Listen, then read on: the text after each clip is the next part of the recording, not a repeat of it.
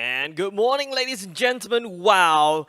Once again, you are tuning into the National School Esports Invitationals for the Mobile Legends Bang Bang. My name is J07. Thank you very much for joining us. And of course, National School Esports Invitational is brought to you by OnePlay Esports in conjunction with Skoga and supporting sponsor The Ring as well. And today, to be honest with you guys, right, this kind of situation, the COVID situation brought us to a little bit of a very odd place where, like real life event is a little bit like we don't really dare to do it anymore because due to the situation. So therefore, we're trying to bring on this esports kind of thing into the national school games because this is something that we've been planning all along, but further accelerated by the COVID situation. So this is the first time that we're doing like a national school esports kind of thing. But this time around, it's invitational. We're opening up to a few schools, namely Bukit Batok Secondary School, The E Secondary School, Gan Eng Seng Secondary School, Unity Orchid Park, and St. Patrick Secondary School. And there are two teams there. Two schools will be sending two teams as well. Later on, we'll be watching a match between Gan Eng Seng Secondary School Team 2 versus Unity Secondary School as well. And of course, for today, this kind of if in collaboration with Skoga, we're bringing it under the Campus Legends at the same time as a natural fit. So do stay tuned for at this channel as well because we'll be streaming you Campus Legends at the same time because these are secondary school students. They'll be going into tertiary education soon. So you know what? I'm not surprised if we see names that we see today going to the Campus Legends in 2021. But with that said, word from the production team, we've already have the draft ready. So let's hop into draft as I explain a little bit more about the tournament format. Stay tuned. Are we going to the drafts? Yep. Nope. Okay, sorry.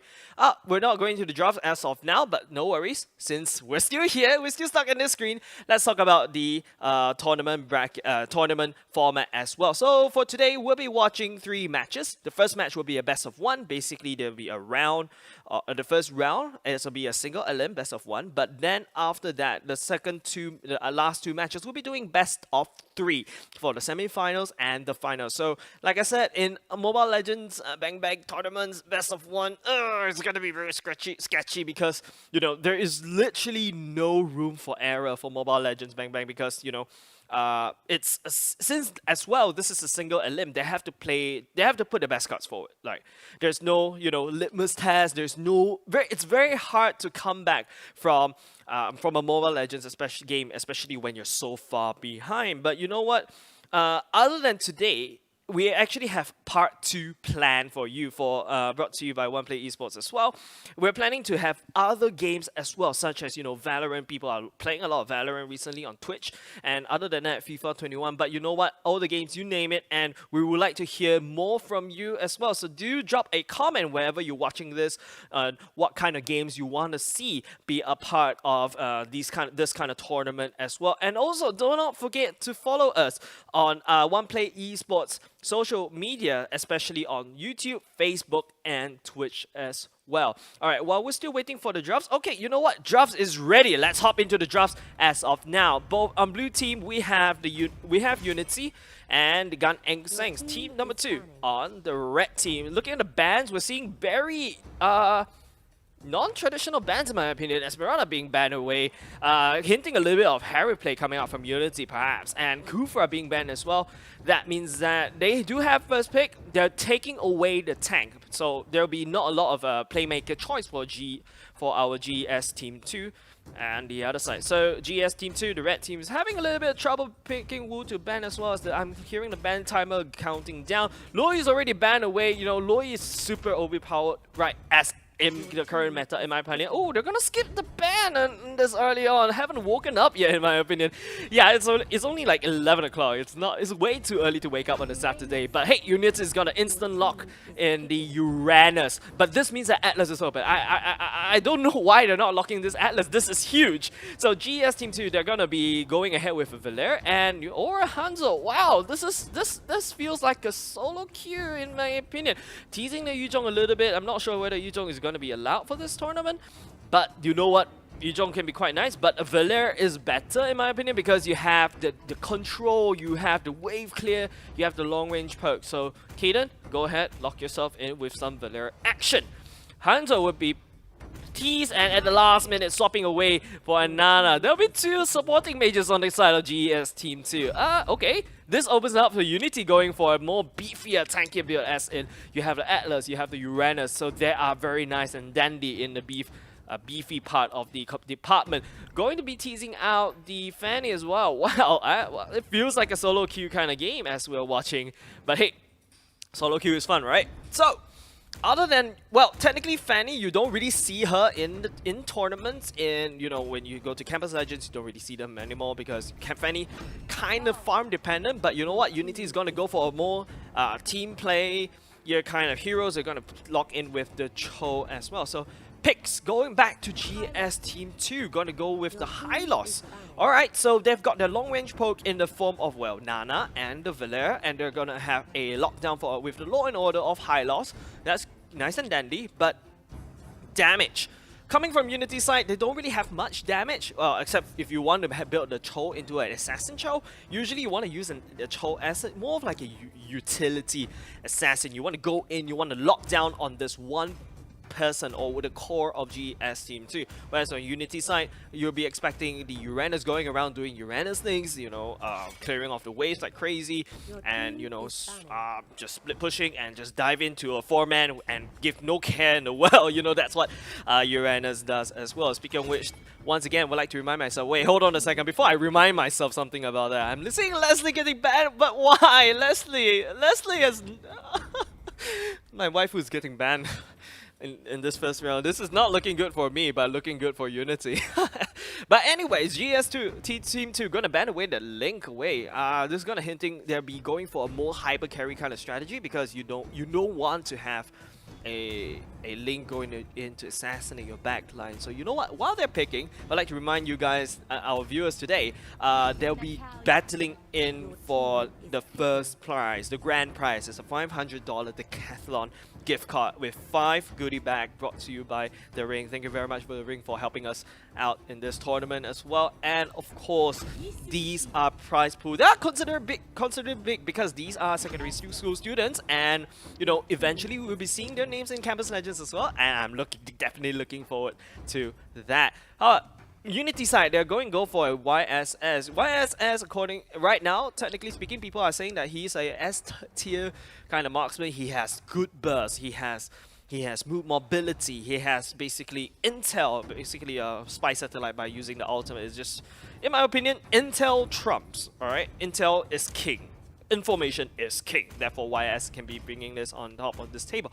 Whereas on Unity side, they're also going for an Estus as well, so a lot of healing. However, on GES side, okay, you don't really have beef. There's no much tank except for the Law and Order, the High Loss coming in.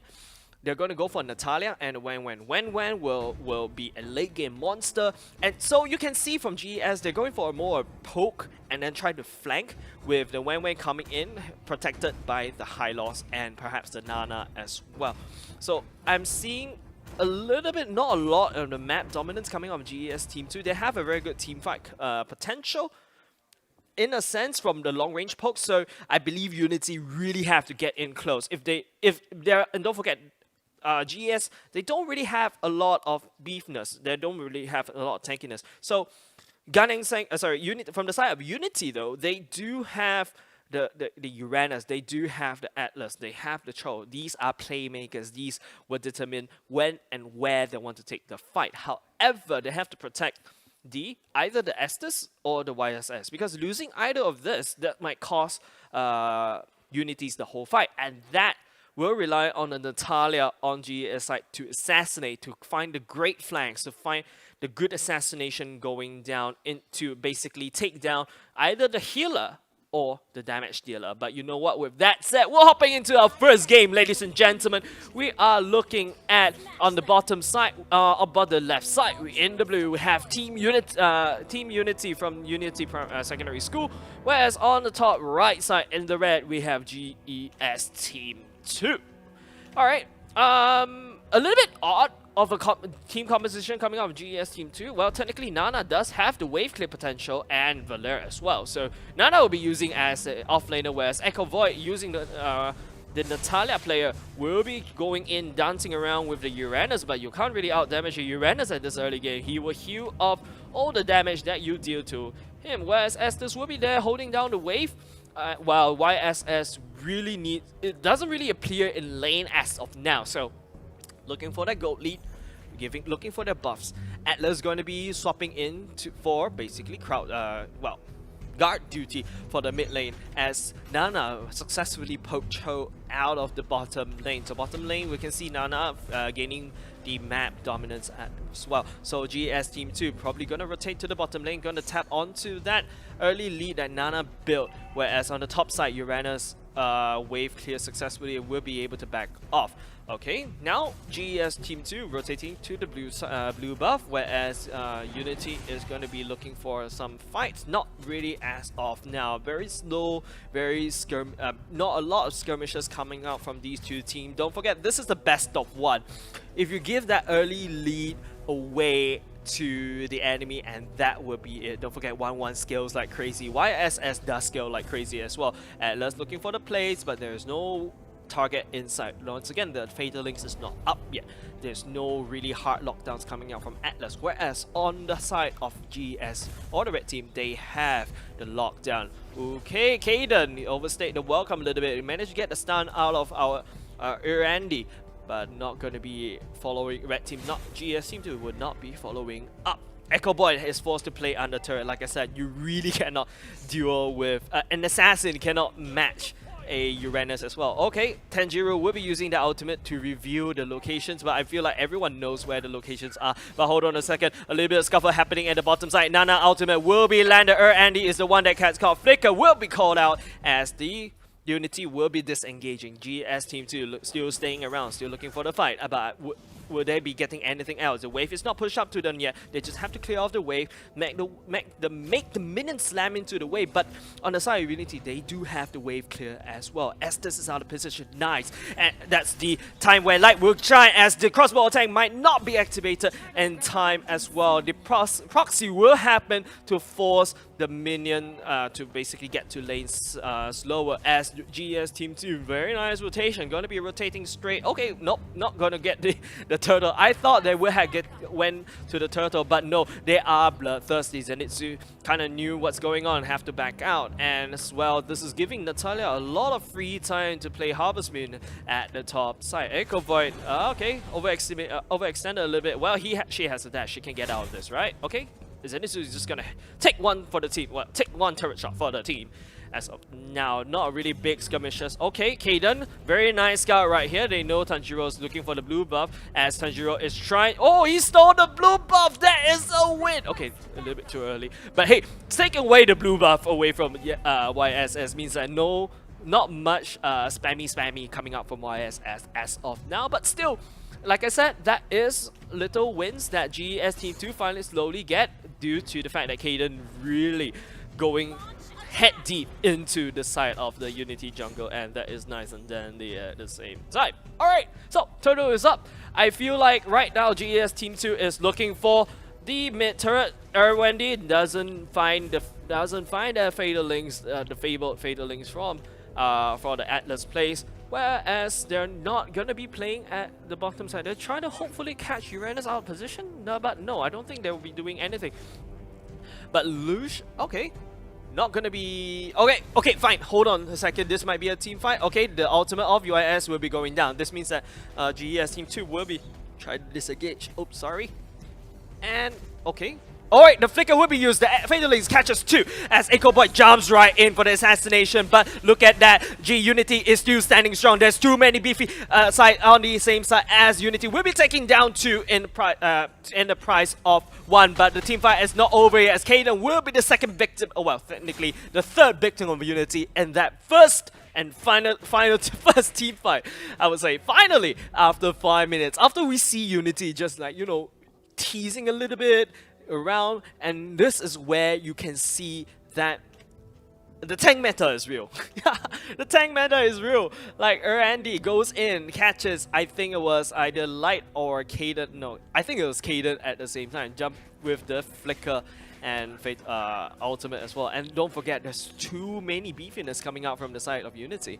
And Cho was just bottom side farming away. So like I said, this initially you saw GES, they had the gold lead. But now Unity, because of that 3 kills, they are now equalizing. GS Team 2 kind of knows what's going on, and you know what? They're behind gold lead. I respect this decision to go in for the turtle, but Cho, okay. Nana will be staying there right in place to prevent the Cho from stealing, but okay. The turtle will be given away to GES Team 2. However, that's not enough to make out the deficit, as Unity will be taking that top turret and the bottom turret already. This means that the side lanes are wide open. GES Team 2 and Unity still holding down the mid turret like dear life, because that's literally the bastion. Oh, Tanjiro getting stunned right there, but not much follow-up. Nanas, there's so many CCs coming up from the side of GS Team 2, but okay, off the screen right here, South solo killed the Nana. Oh, right under the turret as well. The Way of the Dragon was not even used, in my opinion, as well. As you can see, the ultimate is the cooldown is still up. Okay, a bit of a slow kind of gameplay coming out from these two teams. They're both respecting each other very well. GS Team 2, they know they can't take the team fight. However, Unity, they know they are on a bit of a timer. Once you have the Wan dishing out so much damage, she can kite all that juice coming out from Unity. But hold on a second though, something that's also boggling my mind is that GS2, the Team 2, they did not pack a purifier, which is, in my opinion, one of the most important things to pack if you see an Atlas on the other side. Giving away the Atlas will kind of cost GES Team 2 because they can't really fight where they want and how they want it, and Atlas always will get that opening, and that is not fun for GES Team 2. But gold lead slowly, Unity still getting like a 500 gold lead. That's not, sorry, 400 gold lead, my bad. That's not really huge. But then again, it's because of the turret. Unity has already 2 turrets. The ultimate will be used. Caden, Andy dragging 2 members over the floor, but when with the, well, technically built-in purifier will be able to get away. The Hylos player will be the one getting caught, but not much follow-up coming on from Unity, so okay, I'll take that. But hold on a second, South, Lush looking very low here. Lush breaking very low here, but South gets caught. The crossbow attack doesn't even need to be used, as 1 kill will be donated over to GES Team 2 already, such early on. So not really much of a objective kind of feel, in my opinion, because GES Team 2, they really have to push down the turrets because they are behind in turrets. They will slowly lose lane dominance. As you can see, Caden here, he has the right idea. He is trying to wave clear. He does have the searing turret, he does have the fireballs as well to help him wave clear. So Caden, very good job right there. But in terms of the map dominance, don't forget, Unity is holding that top lane hostage. They have literal map dominance. I don't think a Natalia can out-damage Uranus, which is having a bit of a scuffle right here. Echo Void looking very low. Echo Void using the ultimate already, but Zenitsu is just chasing on and majorly scratches down the Natalia at the top lane, as well as GS Team 2. What is their response? Were they going to go in for the Uranus, or Uranus is just going to back off, or are they just going to rotate and turn and look at that turtle, which is kind of looking very deliciously. I don't think they should be looking. Okay, hold on a second. The Way of Dragon catches the Caden as he's being kicked down by South. South doesn't have the ultimate. Light can go in, but there is not much follow-up. There's not much CC. And Irwandi right here is basically teasing, taunting GS Team 2 to go in. Okay, the Glorious Pathway will be used, but there's no one riding that Glorious Pathway, as Light will be just there clearing the ways as much as possible. Oh, Light just jumps away. The Fatal Links did not land, but Light get caught by South. Zenitsu is chasing after the S. Zenitsu picks up a mega kill, as they say, looking very slow. Way of Dragon finally lands on top of the Hylos player, as the Hylos will be taken down. Not much response coming out. GES Team 2, they have to run away. They cannot take this fight. Now, Unity can take this mid turret as to just basically exert even more map dominance right now. I really want to see them taking down. Yes, finally they took that mid turret down, but that Natalia not weighing in his goal right now, in my opinion, because, you know, as a Natalia, as an assassin, you really want to be assassinating enemy champions. Okay, I think Zenitsu will be able to chase down this Echo Boy. Okay, never mind. I thought he could. Okay, as the meantime, South will be trying to jump on top of Nana, but Nana would not.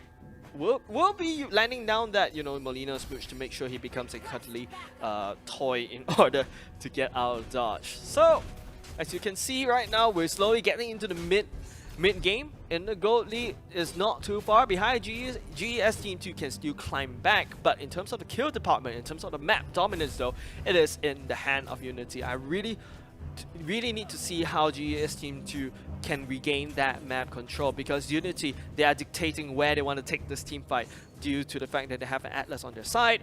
Maybe we need to see a Hylos making good plays, but look at that, Zenitsu doesn't really care about Echo Void. It's just gonna be hitting the turret at the same time, whereas Kaden is on the prowl as well, but Zenitsu will be walking away unscathed and unpunished and unchallenged as a Uranus player, and that's just part of being an Uranus player, you know. It's like, it's just super annoying. You can't really do anything to him. He will heal up whatever damage you do, especially if you are a assassin. You need more DPS, and he does heal a lot. So there's no NOD response coming out from GS Team 2, or there's no like anti-healing items. Okay, at least GS Team 2 will take that bottom lane turret. They're slowly regaining that map control. Mid turret is looking very low. I don't think GS Team 2 should be looking at a fight, but they are here to just prevent Unity from taking that lord. Don't forget, Tanjiro can snipe from afar, so they can poke as well. GS Team 2, they do have a poke composition as well. Oh, South with the flicker outplay. The Nana transforms, but that would not be enough. Oh, the searing fireball, searing firestorm thing that Kaden does saves Nana from impending doom.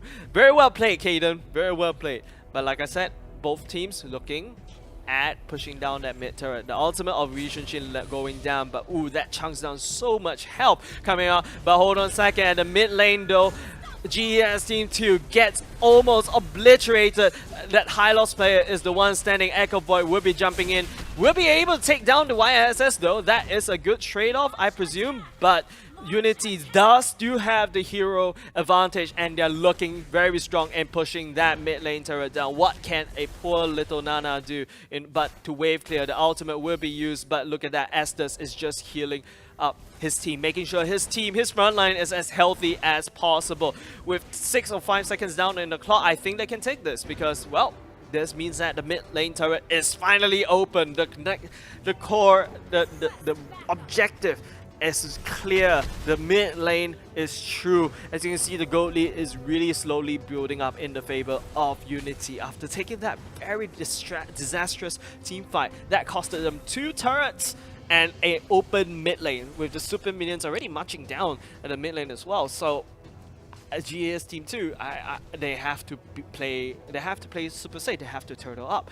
As well, they're turtling up, Unity is probably going to be looking at more turrets as well. Look at the rotation coming out from South, just punching down this turret already. He just doesn't really care for Lush, but on the same time, at the top lane, Zenitsu chases after Echo Void. Echo Void will be slipping away like an assassin herself. She can't really do any damage against Zenitsu at all. I don't think you can take that engagement though. You have to look for Yishin Shin, as the hideouts will be looking down, but okay, no Glorious Pathway coming out. No, they're not going to charge, they're just going to defend. I think there's no, if I'm not mistaken, can I have a look at the items right now? Because there's not really NOD. Okay, fine. If Valera has an NOD, he has a good idea as well, but it's just not enough, I think. Like, I think Nana should also build into an NOD at the same time. Just, you know, make sure that you have a lot of anti-healing across the board, because just in case if Cadence skills doesn't hit, at least you have the Nana. So these two are vital in terms of preventing the Estes from healing up as much. And also, don't forget, Uranus does heal as well.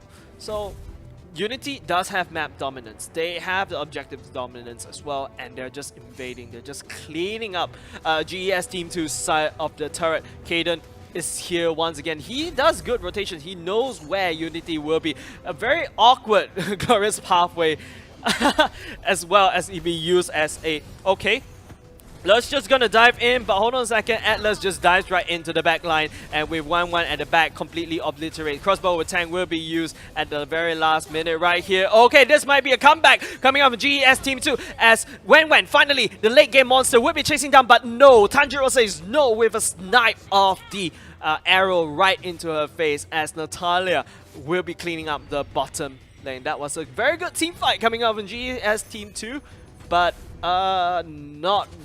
But it doesn't. But still, it's really boils down to luck. So, if the Wen would manage to get online like right now, Wen's slowly building up his items.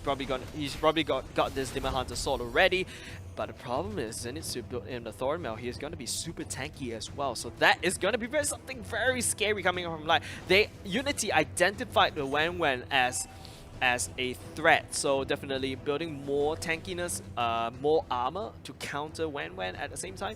But then again, Unity is just looking very beefy. They're looking very strong, they're looking very tanky. They do have the dominance all across the map as of now, as YSS will be saying hi with the ultimate just to see where they are. And I don't know, Lord is open. Both teams, Unity can look to challenge for the Lord, since they do have the dominance in the lane, and they're really clearing out the objectives in the mid and the top, so they're probably gonna clear up for the Lord. Or maybe they're just baiting out GES Team 2 down the Cho. Cho is looking very delicious right there. Cho is just dancing around, prancing around naked, just try to get the attention of GES Team 2, but I think GES Team 2 is not going to buy for that, as GES Team 2 will be landing down the glorious pathway. We'll look at Yi Sun-shin looking very low as LXY Law and Order says you're not going anywhere, as he goes down to the death counter. Now that there's no damage coming out for Desire Unity, GES Team 2 will be looking out to turn this around. Echo Void took the long path, tries to look for Estes, and he found Estes at the same time as Echo Void looking for other damage person to damage as well. But hold on a second, Wen also jumps in with the crossbow attack, barely catches the Uranus alive as Cho also gets shut down. Finally, GES Team 2, they took that fight very nicely, and they will succeed in taking down this Lord. Well, technically, the Uranus is heading over towards it, and the minions are actually on their side of the map. So you can see Nana is doing the wave clear as GES Team 2. Oh, they took away the Lord. That was good. That feels good. Yeah, so finally, GES Team 2, they know they need to take down Yi Sun-shin. You take down Yi Sun-shin, and it took a very long time for Echo Void to come around the flank, assassinates the Estes, and then after that, I think that from that on, Echo Void's job is done. He or she can do almost anything at all, and everything else that he or she does to damage to the other team is just a bonus for them, as the super minions will be marching down for GES Team 2, and they will be buying some time for Unity. Unity, like I said, on a timer. Wen is already finally online. She has the damage, she has the mobility, and if there is there's someone basically stuns, a very good stun coming out from Kaden, or maybe Lush, that will be it for Unity. Even though, yes, you have the tankiness, yes, you have the lockdowns coming out from Atlas, but if you don't catch Wen, and don't forget, Wen herself, she has a Purify built into her kit. So that is awesome coming out from Wen, as the ultimate will be used. And off screens, Echo Void gets shut down, but that's not the main point, as the main point right here is the bottom lane. But the Atlas drags 4 members into the team fight, as Wen looking very low right here, YSS down. So this means that GES Team 2 will be able to crossbow tank, landing, Raz looking very low, like, barely takes down the Estes, but the Lord is healthy, and there is still some peel coming out from a high loss as well. Right now it's a 2v2 in the fountain. Will this be it for Unity, or will this reset the whole team fight in the favor of Unity? Glorious Pathway will be laid down. We'll try to buy some time, but hold on a second. On the other side of the map, GES Team 2, both sides, we are doing a Nexus Rush. All of a sudden, oh no, GES Team 2, they don't have the damage. Oh, Unity, they don't have the damage. Oh, wow. Oh my goodness. Oh my goodness. That was such a good game. It was a very close game. Like, literally, on one side, you see there's a 2v2 happening. And Unity is like, okay, you know what? Just hold on tight. We're almost there. We're almost there. But then, there's no minions on the side of Unity at GES Team Two's base, and as they pummel it down, they don't have the damage and they have to force a retreat. But Wen is still alive, so Wen just obliterates Unity, and that was a very close game for both sides. It's like, you see two people fight and they're just punching each other in the face, and both sides, you can see teeth flying all over from both sides. And while one side you think they're losing, the other side is also looking like they're losing at the same time. So it's almost like a trade, but it's basically, I don't know how to say this in Mobile Legends terms, but it feels like both sides almost kick the ball in at the same time, but one suddenly just misses the goal, and then the other one won. So that's kind of wraps up that team fight, or basically that game earlier on just now. And like I said, congratulations to GS Team 2 as well. Unity, that was a very good fight. You guys have the right composition to counter, but the Wen has the Purify kit built into herself as well. So that's a little bit annoying to counter as well. And you gotta admit that high loss peeling for Wen, giving up her life, landing down, giving out the high losses life, landing down the glorious pathway to make sure that he survives a little bit longer to provide peel, as the Wen is on the job to take down the front line from a front to back kind of situation that you saw, taking down the Atlas. After that, try to wave clear for the try to fight against Estes at the same time. And don't forget, YSS is still down the timer.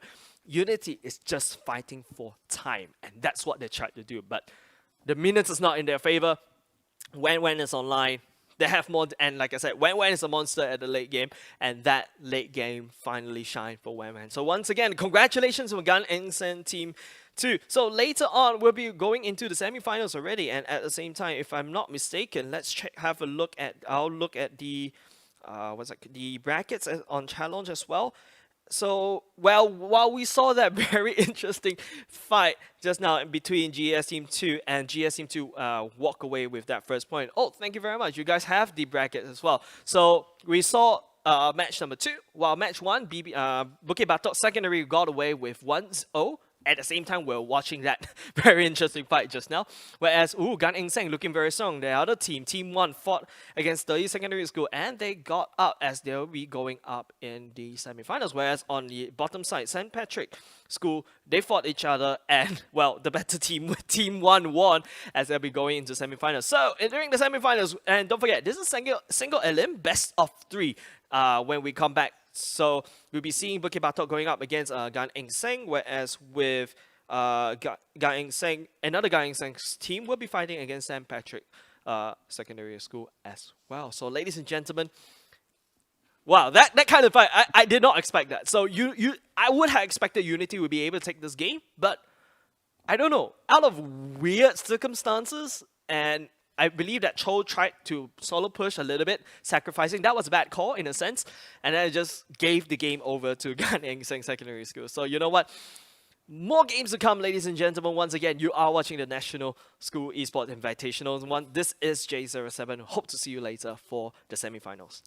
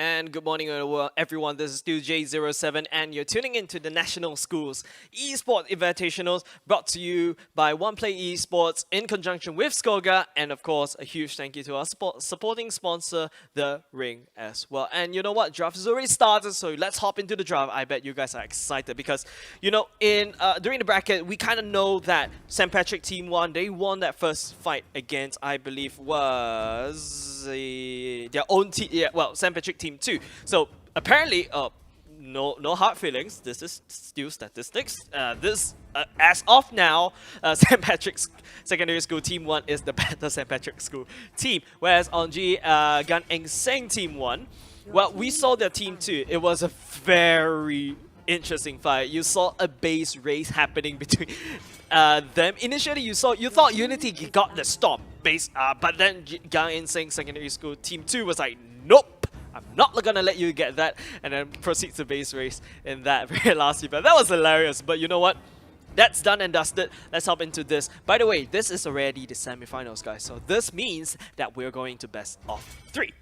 And looking at the bans, Ling banning away. Okay, at least that's a tournament standard. Whereas on the other side of the blue team, or basically St. Patrick Secondary School Team 1, Kufra and the Claw. Taking away that tank limits the amount of lockdown and the playmaking potential coming out from your enemy team. And also, they have first pick, so okay, they're going to go for the Esmeralda instead. Okay, insta-locking that Esmeralda.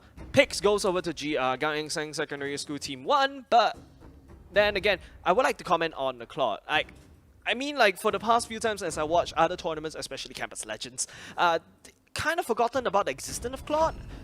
And that kind of surprises me a bit, because Claude used to be like that one, like, just goes in where, just dives right between, like, it doesn't really care about your front line. It just dives right into your back line and just obliterate everyone with the Blazing Duet and just pops up. And, well, that's what the Claude does. But right now, we're not seeing Atlas as of now, but on the side of St. Patrick School Secondary School Team 1, their tank is the Tigreal. Okay, I'll take that. Why? Well, there are better tanks out there, such as the Hyla, such as the Grok, but no, they're going to go for a Tigreal. And the worst part is, they saw a Chang'e on the side of the enemy team, and they did not pick a Lolita. Oh no, this is gonna be a massacre coming out because of the Lolita's ultimate, where she just rains artillery, rains fire like crazy, and then with the ultimate, there's no way of blocking that unless you stun her up. And even so, I believe that thing still goes on, so that's not looking good for the side of St. Patrick School Secondary School. However, both sides not going to go for the Atlas at all, so okay, we'll take that. But don't forget, on the side of St. Patrick School, they're going for a Esmeralda and a Badang. Well, technically a Badang. Once he gets a Demon Hunter Sword, he's going to be very powerful with the Fist Crack ultimate and the wall. That's going to where he tries to look for potential pickups such as perhaps the Chang'e or the Valere, or maybe I don't think you can catch a Wen with the Purify thing that she has, but okay, as St. Patrick Secondary School going to end the draft with Angela and Zilong. I don't know what to feel about it. There's not much. It's very hard engaged. You see a lot of hard engaged. Tigreal engaging all in. They have a Zilong to go all in. The Angela to provide the support on top, I believe, would be for the Tigreal. And then you have a Banang that goes in all in, and Esmeralda goes all in. Whereas on the side of Gan Eng Seng, you have the Grok to provide the wall to disengage or block. You have the Wan with the crossbow tank that does a lot of damage and she's invulnerable. You have two pokes. If one poke is not enough, they brought 2. They brought the Valere and they brought the Chang'e as well. Long range poke. They have the CC, and don't forget they have a Cho to slide right in, take down your core, slide right out. But on the other side, I don't see any targets for Gan Eng Seng to assassinate, other than perhaps I don't know. Zilong technically is soft. It's kind of soft unless he builds a little bit more tanky. And it's just a very all-in composition coming out from our blue team, or St. Patrick Team 1. And whereas for Gan Eng Seng, they picked a very, I would say, a lot more poke. They can play safe. They're gonna let the enemy team hard engage to them, they're gonna get the grok to withstand perhaps all the CC coming up from that and basically take all the shots. Whereas you had the Valer landing down the Searing Fireball, Searing Torrent, and the Searing Fireball to stun, and then after that you have the Chang'e to just obliterate the enemy team. It feels like GES Team 1 does have the game in the bag, but you know what? Let's hop into Battlefield. As we're seeing on the bottom left in the blue is the St. Patrick Secondary School Team 1. 10 Knights, very sneaky, just gonna stun Nezuko right there and with a fist crack. Well, basically I think it's a first skill. But on the top right in the red is Gan Eng Seng Team 1. 1-3-1 coming out from both sides. Chang'e will be able to outpoke Zilong in my opinion, whereas on the top side we're seeing a very equal matchup but Nezuko will be able to win the trade because of look at how fluid a Cho is in these kind of team fights. So 10 Knights, I don't think you'll be able to win in the early game. Whereas on the bottom side, ooh, Gan Eng Seng just gonna invade and take away the red buff. Nice. Okay, auto aimer as the grok will be providing some vision. Okay, basically a portable ward. But then again, what is SPS Team 1 gonna do about it? There's nothing gonna be done at all. At the same time, Esmeralda, I feel like yes, Esmeralda does dish out a lot of damage, but I don't think you can out damage when God damn it. When she is online at the late game. Oh my goodness, tongue twisters. I gotta work on that. But okay, Dark Rider. Yeah, like I said, the Zilong got pushed back literally. And is that an execute on Skull Crusher? Like why? Like you probably go. I would recommend Avengers, but hold on a second. Mid lane not looking good for St. Patrick as the Tigre will be given up by St. Patrick as the first sacrificial lamb over to Gan Eng Seng Team 1. Building up the gold lead as well, taking out that first blood. Nezuko, 10 Knights is really cheeky. He's just looking for Nezuko.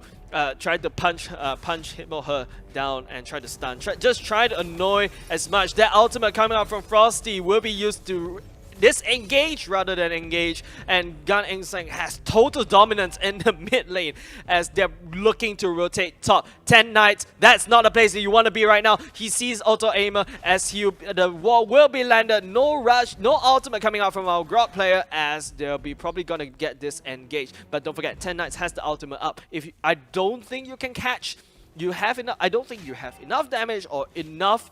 Well, I don't know, man. Like, they could potentially get caught, but well, guess he did not have that in mind. That wall is just gonna be annoying. Look at Frosty. He's like, why can't I cross? Why can't I go there? That wall is gonna be super annoying from GS Team 1. But okay, right now, Turtle is slowly crawling up on that turtle pit. Bulbasaur is gonna get under fire by GS Team 1 as they quickly take down this turtle, pushing their gold lead. Look at that gold lead, ladies and gentlemen, 1,000 gold lead, and at the same time Dark Rider melts down the Zilong as if he never existed. Oh my goodness, that's so bad at the bottom lane. Bottom lane will be in the hands of GS Team 1, whereas on the other side though, top lane feels like an equal matchup. It really depends on whether the mid lane rotates to the top. So Badang, should you be actually hiding in that grass bush, or maybe he's just like freezing that lane, or just try not allow himself to be ganked? Because I don't think a 10 Knight should be pushing as of now, because the mid lane is not gaining dominance. Esmeralda needs quite a bit more items to get online, and Skull Crusher here is not doing well against this against the poke out of Chang'e. So, well. Very slow game right now. Both teams respecting. Okay, I take that back. Frosty jumps right into Dark Rider.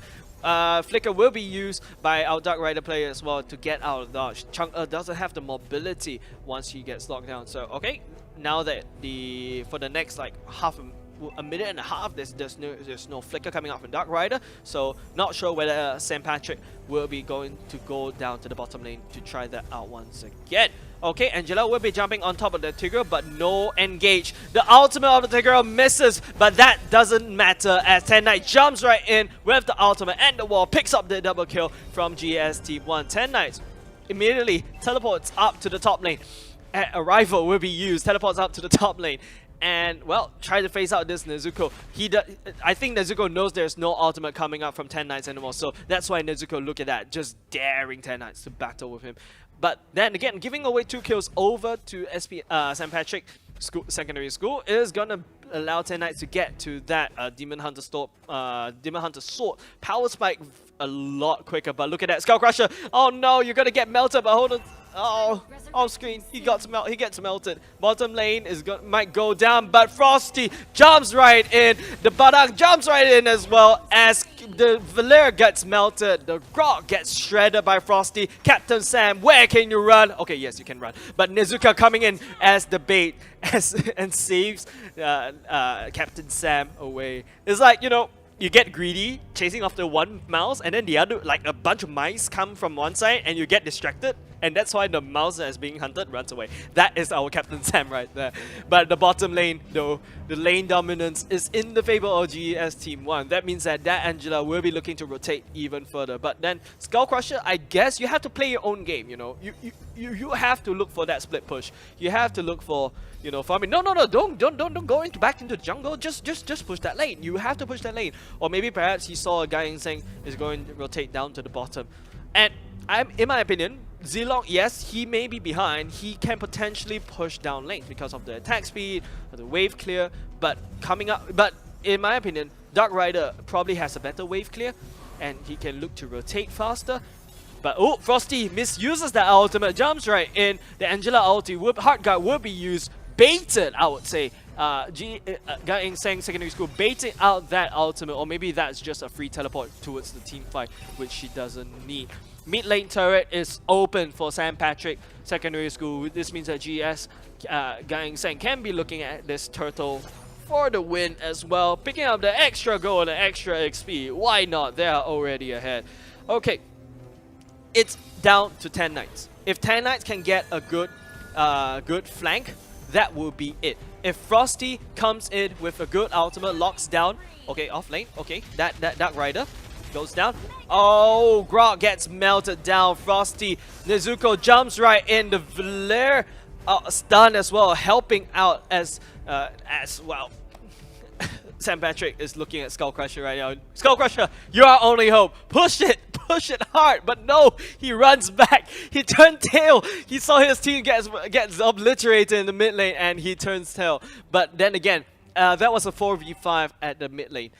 Once Peanut Cow went down, it was GS time to go right into the team fight, and that is what they do. They have the hero advantage. They saw that Skull Crusher is up bottom lane trying to split push, but while trading away that many team members for that one turret, okay, fine. At least SPS is gaining a little bit of a map dominant map control, but GS Team 1, they're dictating where they want to take that fight.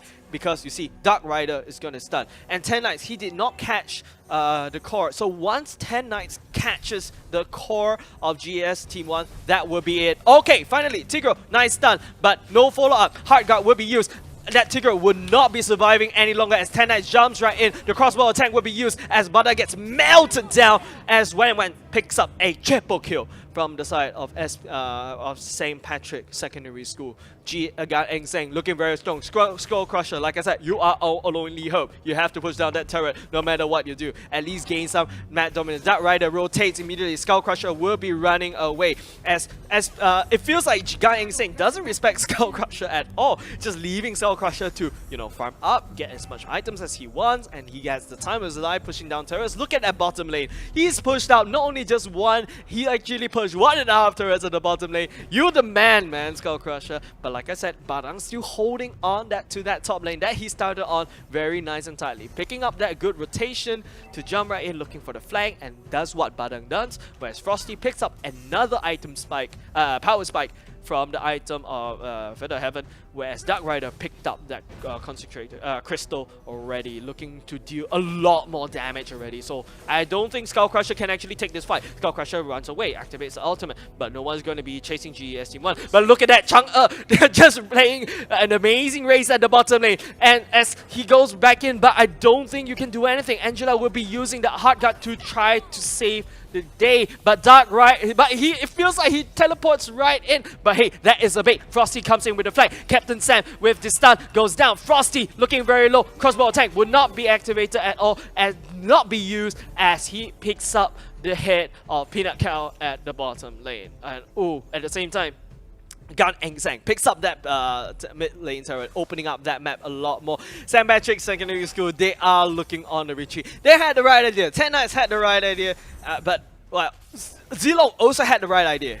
But how do you face a poke competition? Look at Dark Rider just wave clearing. The ultimate is once used is already resetted. Skull Crusher looks at the rock and you know what? Turn tail. Captain Sam jumps right in. The stun probably did not land, but it doesn't matter because it's enough to scare away St. Patrick Secondary School from coming out from their base. Dark Rider looking to poke at Esmeralda. I think Esmeralda is still not that bad.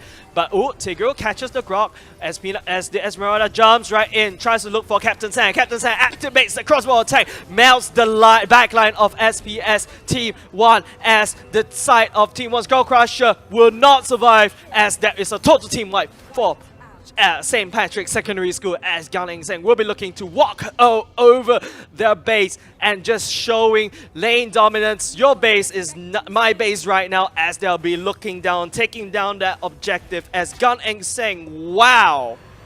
Decisive team, decisive play, decisive movement, and decisive team draft coming up. That Angela though, she had the time of her life, basically poking Zilong out of commission. And then there's no support coming down to help the bottom lane. And in my opinion, Zilong needs to play a lot more safe. He doesn't really have the, the all-in tools as of now. He doesn't really have the items. He's constantly getting poked out by the Angel as we hop back into this victory screen. And look at that. There's not a lot of items across the board coming out from our red team, which is St. Patrick Primary School. Whereas on the other side, on the red, Gan Eng Seng though, look at that.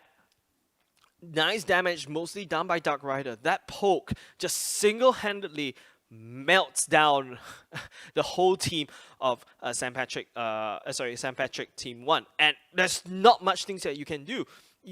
It's very hard, unless there's a coordinated response coming out from St. Patrick Team 1, where the 10 Knights using the Badang comes in to basically lock down you need to lock down either the Captain Sam with the Wan Wan, or I can't remember, the Chang'e as well. These two, they do a lot of damage. You can see from the victory screen and the damage report right there, just tons of damage.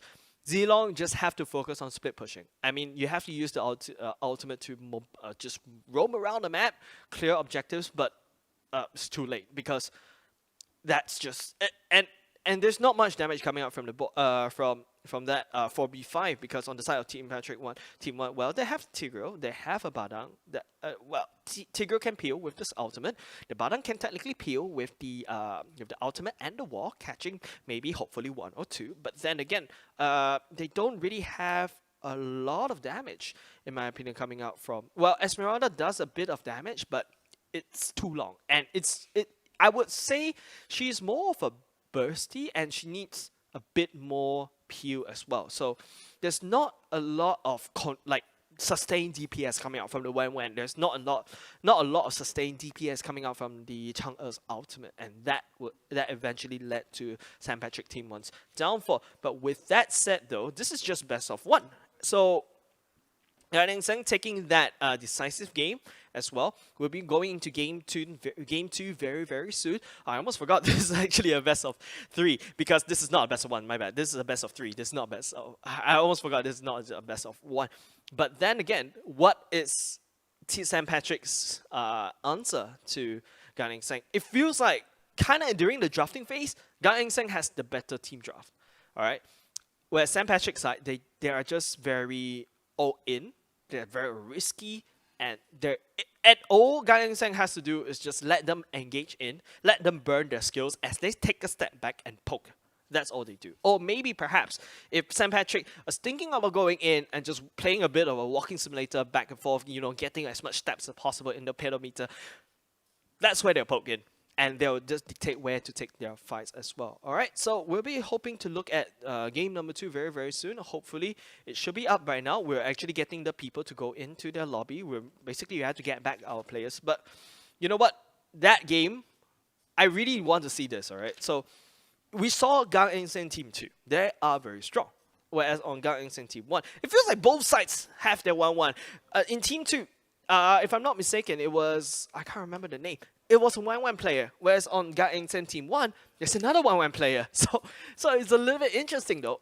Can you imagine where you see in the grand finals of National Schools Esports Invitationals, brought to you by, of course, One Play Esports in conjunction with Skoga and supporting partner by The Ring.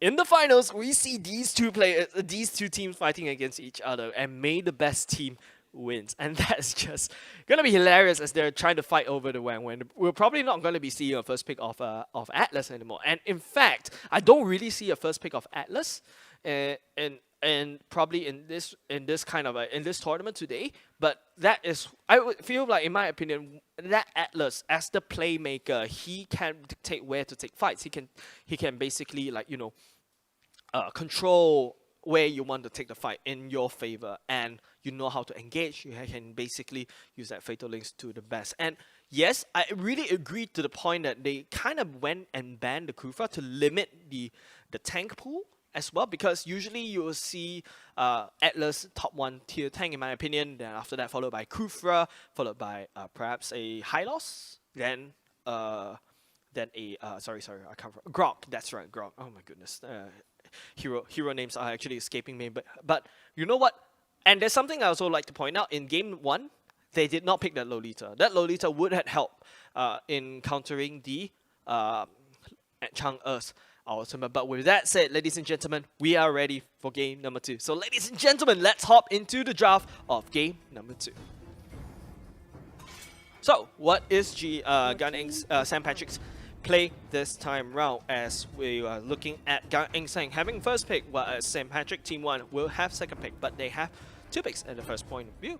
So Gang Insane banning the usual, Ling will be banned away. I'm probably gonna expect a respect ban of Wen coming out, but nope, they're gonna be banning away the Valor instead. Gang Insane, well, since you guys have been banning Kufra, might as well just ban some Kufra. Limiting that tank pool is definitely going to be useful. It means that limiting at least a bit of lockdown, since Valera is already taken out of the board. And no, they're just going to ban away the Hayabusa. Okay, fine. We'll ban away the Hayabusa. Well, I think they just want to, protect the core, alright? They just want to protect whoever is the one that does the damage later on. So, on the side of St. Patrick right now, I'm expecting a respect ban. There needs to be a respect ban. No! They did not. Banning away that Esmeralda? They're going back.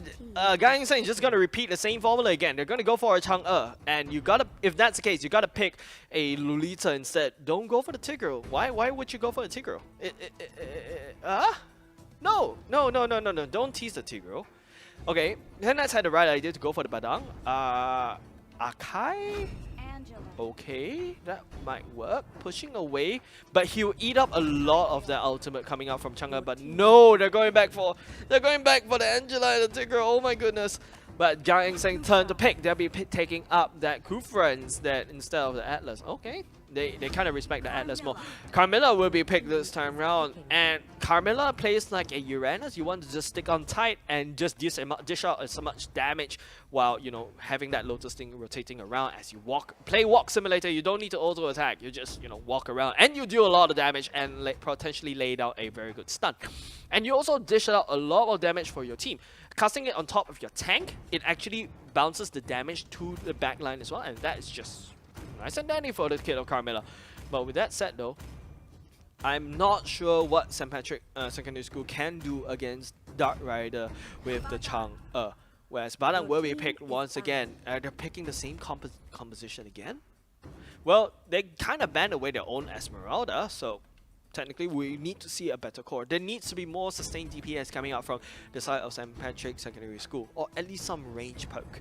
Whereas on GS Gang Insane side, they have, well, technically they have the Chang'e right now for the range poke. They have a Kufra that jumps all in, and you can wombo combo the ultimate coming out from the Kufra wall push, and then also with the ultimate of Carmilla, and that will deal a significant amount of damage. Okay, St. Patrick finally banning away that when that should be banned like the first, sorry, which side? Yeah, this side. Yes, the first time, you know, like the first time when we enter that Wang should be gone, but no, they hold on and Gan Eng Seng as well. Then I don't think they're planning to go play a Wang anymore, so that's why they're like, okay, you know what? I'm just gonna give out that Wang. Well, at least we get some variety, right, guys? Right? Okay, anyways, look, going back to the banning phase, Hellcat is gonna get banned away. Yes, Hellcat, the ultimate, turning off the lights is just super annoying because it messes up a lot of the team compositions, and after that, it just messes up a lot of your team fight capability because you can't really see what's going on with your team, and you're just like, okay, should I run away? Or should I engage? But with that said though, SPS, they're going to go for a Lancelot this time round, looking to probably assassinate probably gonna look to assassinate the Chang'e or the Grandeur if they went ahead with the Grandeur. So once again, they have very long range poke.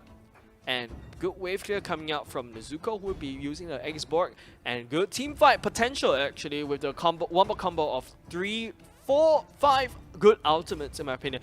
Well, Natalia, well, technically Natalia is going to get buffed very soon with the damage, but the silence, I think, without the silence, it's just going to be a little bit wonky. Okay, Gan Eng Seng gonna end the drafting phase with the Natalia and the Cho. I would prefer the Grandeur actually, but maybe because they saw that that Lancelot being picked by the side of St. Patrick, they're just kind of scared. They don't want to, you know, like having one core, one squishy core, one squishy core is hard. Now having two to protect two, nah, Cho can protect himself. Way of the Dragon kicks Lancelot out of the way. Then after that, at least the Natalia can juke with her ultimate, goes invisible, gets out of the way. But Skullcrusher here, going back with the Zilong. Okay, you're our last hope, man. You boy, you're the most important one. I think they're going back with the same kind of composition, alright? So they're just going to go for Skullcrusher, going for the split push, whereas they're just trying to pick up fights together. Lancelot needs to do a lot of damage to the backline. They need to try to assassinate, they need to remove that Chang'e from the fight as soon as possible, because once he lands down the ultimate, there is no way of escaping. And Tigreal, you have to stun, you have to catch Gan Eng Seng's team as many as possible, but at least take down at least stun away the Chang'e. You have to lock down that Chang'e because she's the one that dishes out the majority of the damage. The best fact for St. Patrick right now is Gan Eng Seng. They did not pack another marksman. They packed on with another, well, they packed on another Natalia, which kind of does a bit of damage to your backline. Try to assassinate. I believe she's going to go to look for the Zilong, who's probably going to be at the bottom lane, or I don't know, or try to look for the Angela kill. But it's very hard though. But you know what? With that said, ladies and gentlemen, let's hop into the game right now. Once again, in the blue, we have Gan Eng Seng Team 1, whereas with... Whoops, hold on a second though. Okay, we're going to go with a little pause. But you know what? Let's hop back to the theory crafting, shall we? So, looking back at the team again. So, Angela is going to have to provide hard guard over to the Tigreal. Make sure he stands as long as possible, or perhaps to protect the Lancelot when he deals out damage at the backline, you know. Like now the hard guard, extending that shield, making sure your Lancelot dishes out as much damage as possible. He goes a little bit invulnerable with the ultimate, and also with the second skill, the rose as well, the thorn rose as well, my bad. So this is where a Lancelot can potentially juke out all the damage, all the skill shots that would be shot out from Gan Eng Seng secondary school. Whereas this time around, Gan Eng Seng secondary school, I would still prefer that Grandeur though, because, well, yes, they have sustained damage, like I said, which was the winning factor in game number 1, but now they're going to replace it with a Cho or a Natalia. Natalia, there's not a lot of squishies coming up from the side of St. Patrick, in my opinion, because, like, look, what can Natalia do? You can only look for the Lancelot, but Lancelot is just gonna dash out of the way, trying to assassinate your backline, unless you are planning to counter-assassinate. Whereas you see your enemy trying to assassinate your soft backline, you assassinate that assassin. That's like, you know, sniper and then you're counter-sniping, that sort of idea. So a little bit of a skilled matchup coming out from our Natalia player as well. But then again, from the side, I don't know, it's just a very weird kind of team composition coming out from both ends. Alright, we're resuming back into game. Let's take a look once again. So, with the top side in the red, we are having St. Patrick's Team 1 as well. From that crushing defeat in game 1. Let's hope that game 2 will be better. Zilong, I don't think you can fight. Once again, you cannot fight a Cho in this early game as well. That's how weak Zilong, in my opinion, right now. Unless you take good fights in your turret, you have to turtle up. Let Captain Sam do whatever he does. Just let him roam. Let him, I don't know, just do whatever he wants. But hold on a second, a little bit of invade coming out here from Gang Eng Seng into the enemy blue buff. They're saying your blue buff is my blue buff, as SPS will be taking down their blue buff as well, securing themselves. There's no level 2 coming out from Gang Eng Seng as well, as Fire Saber finally get that level 2. Try to dash away, but no, they are running away. Finally, giving away that 2 kills over to St. Patrick and Gan Eng Seng though.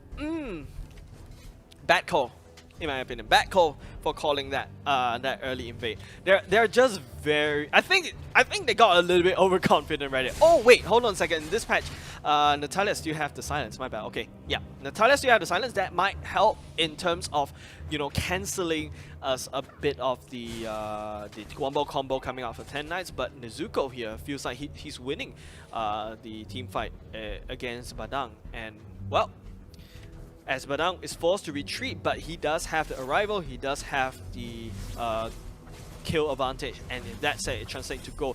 Very nice bandage, elastic thing turns right in as Frosty jumps right into the out of Dark Rider, as Gang Eng Seng will be forced to retreat with one last auto attack. Dark Rider will be able to pick up Peanut Cow as Peanut Cow tries to run away. That was a very good engage coming out of Gang Eng Seng, but a bit back in the sense as Lancelot just took so much damage from Dark Rider's ultimate.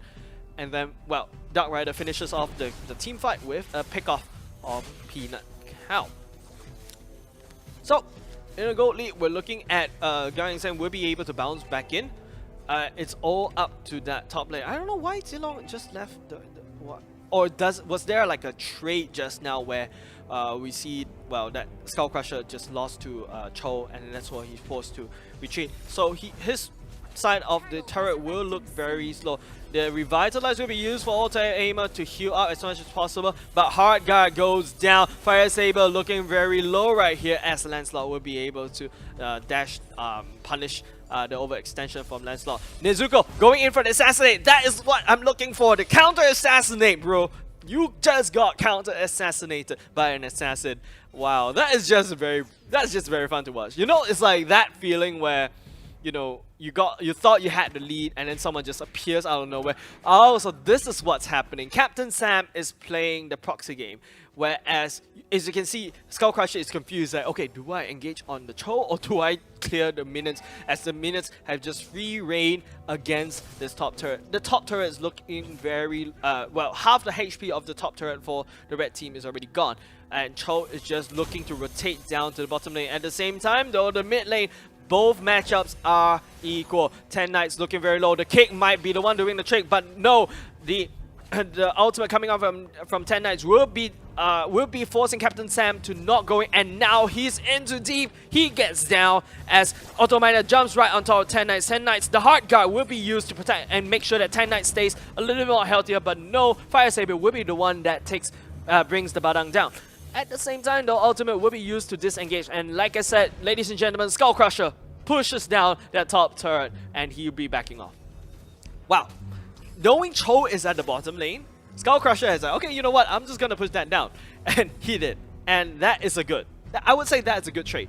Well, there's a very scrappy team fight happening at the bottom lane, but then the top lane, slowly, you have someone pushing down that turret. So, kind of like a split pushing kind of strategy coming out from our St. Patrick secondary school team 1 right here. So, I'm just actually kind of curious. Now they have, I would say, they can dive right into the backline. They have the Badang who can dive in. They have a Frosty who is able to dive in as well with the, you know, flashy assassinations. But I think SPS Team 1, they have to give up this turret. The ultimate of the Lancelot would not be used. Basically, Captain Sam will be the one denying auto. The Revitalize will be used to make sure that Gan Eng Seng stays alive a little bit longer. As auto aimer, no, you're in a little bit too deep. 10 Knights barely catches auto aimer in the turret, and as Gan Eng will be walking out. But at the same time, though, Skull Crusher, you do the trick, man. Push that down. That's right. As Captain Sam rotates down to the bottom lane. But no, Skull Crusher just has ultimate out. He doesn't need to be scared about any slows. Hard Guard will be used as well. Dark Rider misses that skill. Ultimate will be used instead. Flickers over the wall as Skull Crusher will get melted down by the ultimate. Well, nice try though. Nice try. I give that. Now, Gan Eng bottom lane is a little bit more open as Nezuko took a very unfavorable trade at the bottom lane. Now, okay, Gan Eng, they're crashing in on top of Badang, but oh, no much follow-up. Auto aimer jumps right in, but no, 10 Knights bounces over the wall. But Dark Rider though is ready to meet him with the mega kill, with the ultimate as well. Just dishing down so much damage, raining down stars that actually potentially kills you. It's like Twinkle Twinkle Stars, but with a twist of nightmare fuel, and that is what Dark Rider is riding on. Frosty jumps right in. Yes, the ultimate will be used to dive right back into safety. As I don't know, like, oh, that was an open Chang'e at the same time. Okay, Captain Sam, no, run, ultimate, no. Frosty just barely gets there in time as Skull Crusher will be going down. Sadly, he was good. It was good. He was useful. He helped pushing out that top turret, but Cho is out of position. But okay, off the map, very long range snipe coming out from Dark Rider will be taking down Peanut Cow again. Once again, there is no hard guard for the next 13 or 10 seconds. They can look for another team fight. Jumping on to clearing off that red buff as Gan Eng is like, okay, I think I have enough of Skull Crusher pushing down my top turret as Gan Eng's attention focuses on top of the top turret. Arrival will be used by 10 Knights to get into the fight. Skull Crusher dives right into phase check, but no, that is just a bait as 10 Knights will be jumping right in. The Revitalize will make sure that the Gan Eng's team stays alive, but there's a bit of a massacre coming out from St. Patrick's team as they almost got wiped out. Skull Crusher is the only one survive. And what can you do, guys? Ladies and gentlemen, this is only 7 minutes and 30 seconds. We are looking at a total team wipeout of St. Patrick's Team 1, and Gan Eng is looking to just probably press on. Well, yeah, okay, you have a Badang coming out, so I really agree. And Dark Rider's mana is low, so might as well just take the refresh, pick up a better fight as well. And now looking at items, well, there's a Demon Hunter Sword Power Spike coming out from Badang. That's why Badang is doing a lot of damage. But, ooh, Frost Queen 1 and...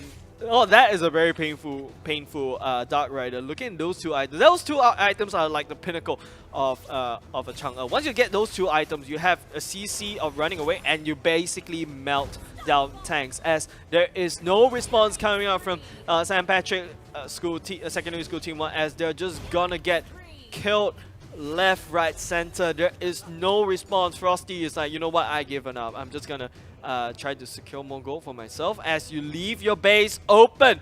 Guys, your base is open. You might not get there in time as Skull Crusher is like, okay, I'm just gonna clear out the top lane turret, and as Gan Eng will be picking up this game again. And oof. Wow, okay. At least St. Patrick, all of a sudden you have a bit of hope. You have the fact that, you know, the Lancelot jumps right in. But at that time, he decides to jump, use the ultimate. You know what I'm talking about, the mid lane turret, that a little bit scrappy fight. Lancelot had a very good position, but rather than going in to assassinate the Chang'e, he ultits back into safety. Okay, fine, I'll take that. But then again, there is no answer coming out from St. Patrick Team 1 as they have utterly, they felt that test in taking down that Chang'e. That Chang'e dishes out so much damage from afar with that wombo combo of the blazing wand thing and the Frost Queen 1. That is it. That would be all. You have slow, you have percentage HP burn.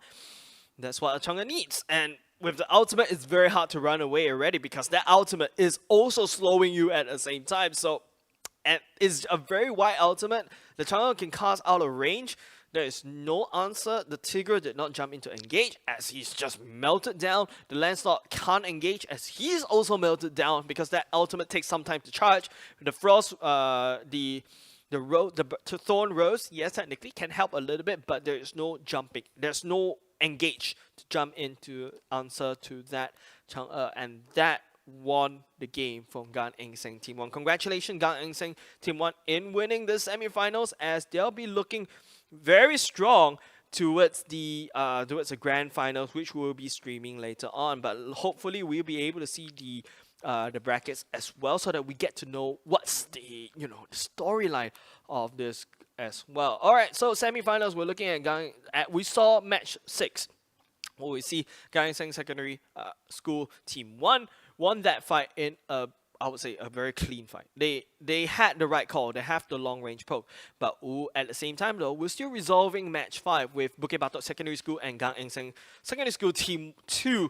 They won that first game. Well, Gan Eng Seng Team 1 is already sitting at the finals already. What is the resolution of that fight? We shall soon find out, because I mean, it's still ongoing though. And hey, it would be very interesting if we see the two Gan Eng Seng secondary school team looking to battling at each other at the grand finals, and will be potentially one of them will be walking away with $500 worth of decathlon gift card and 5 goodie bag by The Ring as well. Thank you very much for supporting sponsor The Ring as well. But ladies and gentlemen, looking at what we saw in the first match of the day and then what we saw in match 2 of the day, I'm laying my predictions in a sense. Yes, I know, don't count your eggs before it hatched, J07, but I'm going to count them anyways.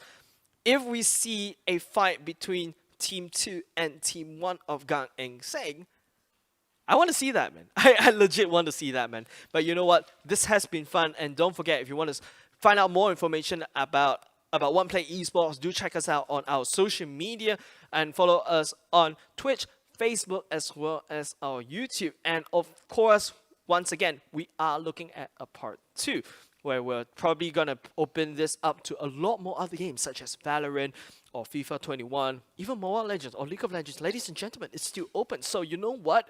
If you are watching this stream right now, do drop a comment and show your support on the games that you want to be a part of the National School Esports Invitationals family.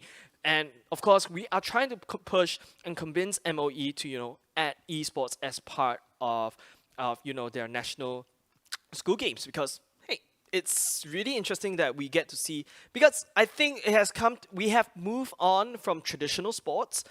Well, traditional sports, I'm going to call it traditional sports, my bad. I hope I don't get flamed. But right now, we're looking at esports as a potential sport, because it takes camaraderie, it takes teamwork, it takes, shot calling, and also it trains the bonding of people as well. So, you know what? I would say that this is a very good thing that MOE should also expand into as well. But you know what? With that said, I think I said too much, because, hey, I believe you guys are also waiting for the grand finals. And you know what? We're going to go into a short break, but when we come back, we'll be watching the grand finals of National School Esports Invitational for Mobile Legends Bang Bang 2020. So don't go away.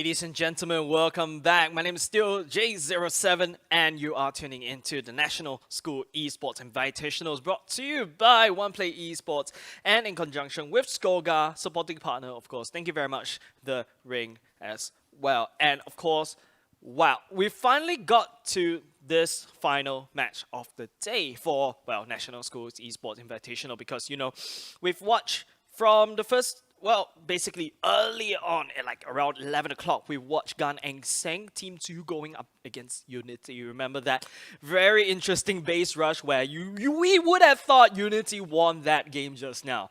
Like, they were utterly stomping Gan Eng Seng's team matchup. Unity went in with like a lot of beefy heroes, and they have the Uranus, they have the Atlas, they have the Playmakers, and all of a sudden, you think Unity had the lead, but no, the Wen of Gang Eng Seng's team 2 came online just in time, and then it brought Unity down to its knees. And when you thought Unity had a good call to basically hold down the fort for Gang Eng Seng's, when they're inside Unity's base, they got, if I'm not mistaken, was the Cho who went to kind of like did a bit of split push, trying to like snipe the objective away, the crystal core away from Gang Eng Seng at their team. And you know, if I'm not mistaken, from after a bit of discussion with the producers and observers, they're saying that in fact Gan Eng Seng had a Nana over there, and it just took one ultimate of wave clear. There's no more minions from the side of from Unity, and therefore the base race did not win. And then on the other hand, at the side of Unity's base, you see the high loss peeling desperately for the Wen, and then it's just so good. I'm having like good feelings about it. And you know what? On the other hand, while we're actually during the break, we resolved that semifinals that I was talking about just now, between a game between Bukit Batok Secondary School and Gang Eng Seng Team 2. Unfortunately, the game was brought to game number 3, and Bukit Batok Secondary School got on top, and therefore there'll be our competitors up against Gan Eng Seng secondary team 1, and the draft for that very match is ready. Let's hop right into it. Your team is picking. So, with Bukit Batok Secondary School on the blue team this time round, and going up against Gan Eng Seng team 1. Now, Gan Eng Seng Team 1, they had a very good game with their Chang'e, and wow, Bukit Batok Secondary School did their homework, banning away Gan Eng Seng's Chang'e. So, salute right there to you. And of course, forgot to mention, it's an NDP season, so you can see a lot of like the Singaporean flags and NDP being waved around. So happy birthday once again to Singapore. Just a bit of a segue a little bit before we hop back into the draft. Alright, so Gan Eng Seng Secondary School going for the Uranus. Okay, fine, going for the Valera, no biggie right there. They're not revealing their core as of now, but like I said, something very odd is happening in my opinion. Why are there no first pick Atlas? And Claude just slipped right on by in terms of the draft as well once again. But hey, this is game number 1. So both sides, they can play a little bit interesting. So they don't really have to show off all their cards as of now. They just need to get a sensing what is Bukit Batok Secondary School is good at. Or for Bukit Batok side, what is Gan Eng Seng's core? What is their winning strategy? That is something that they both are looking to figure out. But hey, I really respect that Chang'e ban. Like, it feels like all of a sudden it's like, hey, someone got intel. It's like, hey, ban away that Chang'e, and they're like, gotcha, bro.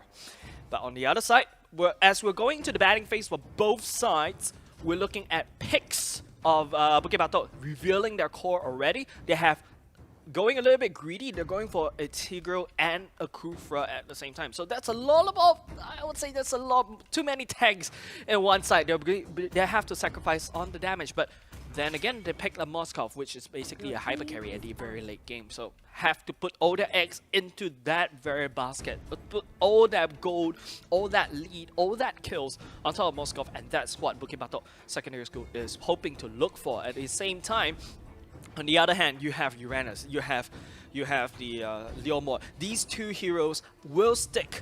Their main goal is to drive a wedge in terms of the teamwork of your enemy team, and then just try to try to push that flank in the Bukit Batok sides of the composition. So these two, they can chase down heroes. They have the movement speed, they have the attack damage, and more importantly, Uranus has the sustain, Leomord has the damage. So these two definitely have to look for Moskov. And now, because Moskov can only push away one hero, he is in a predicament. He has to choose which to pick off. Do you push off the Leomord or do you push off the Uranus? So really wise pick coming out from Gan Eng Sen's side though. Now, Bukit Batok Secondary School will be ending the drafting phase with a Gushin and a Lunox. Okay, I agree. Putting all your CCs onto the Tigreal, onto Kufra, and then after that you have the three. These heroes are known to do a lot of damage, but however, Gan Eng Seng, they picked up their once again Wan as well. So, like I said, they have the wave clear, they have the Xbox, they have the Villair, they have also wave clear coming out from Leomord, they also have the wave clear coming out from Uranus. So it's a very wave clearing composition. They can clear down waves like faster than anything at all. And don't forget, they have their late game power, which is in the form of that Wan. So pretty nice draft coming out from both sides. This time around, we're not seeing Gan Eng Seng Secondary School Team 1 going for their Chang'e. However, because, well, Bukit Batok Secondary School literally like denied that Chang'e already. But once again, ladies and gentlemen, this is the grand finals for National School Esports Invitationals Mobile Legends 2020. And of course, all hands needs to be on board. All sailors, or basically all players, have to be on deck and they have to put their A game forward. But this is, okay, technically best of 3, but this is game number 1. But, you know, it's very important, all right? So we now need to see whether Gan Eng Seng Team 1 can play without that Chang'e. And now, if they were able to stomp with that Wan, we'll have to expect a respect bang from for that Wan coming out from Bukit Batok Secondary School. But you know what, ladies and gentlemen, once again, you are hopping into game number 1 of the grand finals of National Schools Esports Invitationals. On the bottom left, we have the blue team, Bukit Batok Secondary School, and the top right, we have in the red, Gan Eng Seng Team 1. Going for a 1-3-1, the Uranus will be used as a support instead, but not okay. The amount of lockdown will be coming out from Fire Saber, with the Valer, so that's where the stun comes in. Uranus is there just to be a meat shield, just to be annoying. However, from the top side, Leomord will be the offlaner for Gan Eng Seng. At the bottom side is the Xbox. These two are very strong offlaners. Gushin will be used as an offlaner instead in this time around. Whereas in the bottom side, you have... Oh, hey, hold on a second. It's a little bit awkward. Wait, hold on a second. Wait a minute. There's 2-1-2. Wow, we've never seen that kind of interesting strategy. Moskov actually went down to the bottom, so which means that Lunox is going to have a little bit trouble surviving these poke as well. And it's just a lot of chance. Oh, Gaming Legend, you don't want to jump right into the turret, and down you go. Get your HP chopped up in half. No, that's not a very good place to jump. Probably misjumped that thing. But at the same time, though, Tigreal and Gushin. Okay, fine. If the Gushin is being used as technically a 2-1-2, the Tigreal is there to provide some support. They're hoping to, you know, push down the offlaners, make sure that offlaners don't get some lead at the same time. Speaking of lead, giving away the lead over to Captain Sam with that first blood. But Captain Sam once more, he already used the crossbow attack, but will not be able to catch Papa J out there. Gushin looking for some flanks, but there you go. Marty 58, my bad, is looking to protect that that high value target that Time is looking for. Fire Saber as well, just in case. Searing Torrent will be the one will be pushing off. Oh, Time, nice daggers coming out in the form of, you know, hair cutting scissors. I think there's a hairstylist, Gushin, but at the same time, the bottom lane, oh, Nezuko, a bit of trouble. Flicker will be used. Last Insanity is still being held on by Papa J. Lunox. I think it just takes one more dash, but it doesn't happen. The Flicker will be also used by Papa J as well. There is no casualties coming on the side of GES Team 1. Okay, now it finally brings back into, you know, the team fighting mood of GES Team 1, as 4 people are stacking at the bottom side of the lane. Xbox will be coming in as they are trying to look for some targets, but none are looking for. None are there, unfortunately. Tigreal jumps in, there is no ultimate. He is going to go down. At the same time, Dark Rider riding on that steed as well, finds Lunox, goes right in, finding more heroes to pull down as well, as Gusion will be diving right into a 4-man. Last Insanity will be popped, and therefore Gusion will be jumping right into, I don't know, death. Oh, very last ditch effort, but Moskov, no follow-up though. Managed to take 2 of Bukit Batok Secondary School down, but Captain Sam, wow, that Wan needs to be stopped. He's like 4 kills already at 3.5 mark. That is no synergy coming up from Gaming Legend and Barber's Devil as well at the bottom lane. When you see that Kufra jumping in, I would expect the Moskov to jump right in as well, but then again, well, technically, Kufra sacrificed his life to push 2 members, but I hope that Moscow would have been able to capture on that advantage. Now you're putting gold into perhaps the in the side of either Tigreal and the Kufra as well. So it's a little bit awkward for Bukit Batok Secondary School side, but you know what? Now the biggest challenge is the Wan. You have a 4-0-0 Wan. That Wan has a lead. He's walking around with the double blue and red buff as well, and now they're looking to contest that turtle. Gaming Legend, I don't think you can take that fight. You have to back off, and you reveal that there's 4 members of the GS down at the bottom side. What are you gonna do? BBS looking to counter at the top side instead, but no, they're just gonna look around for, you know, clearing off that jungle creep.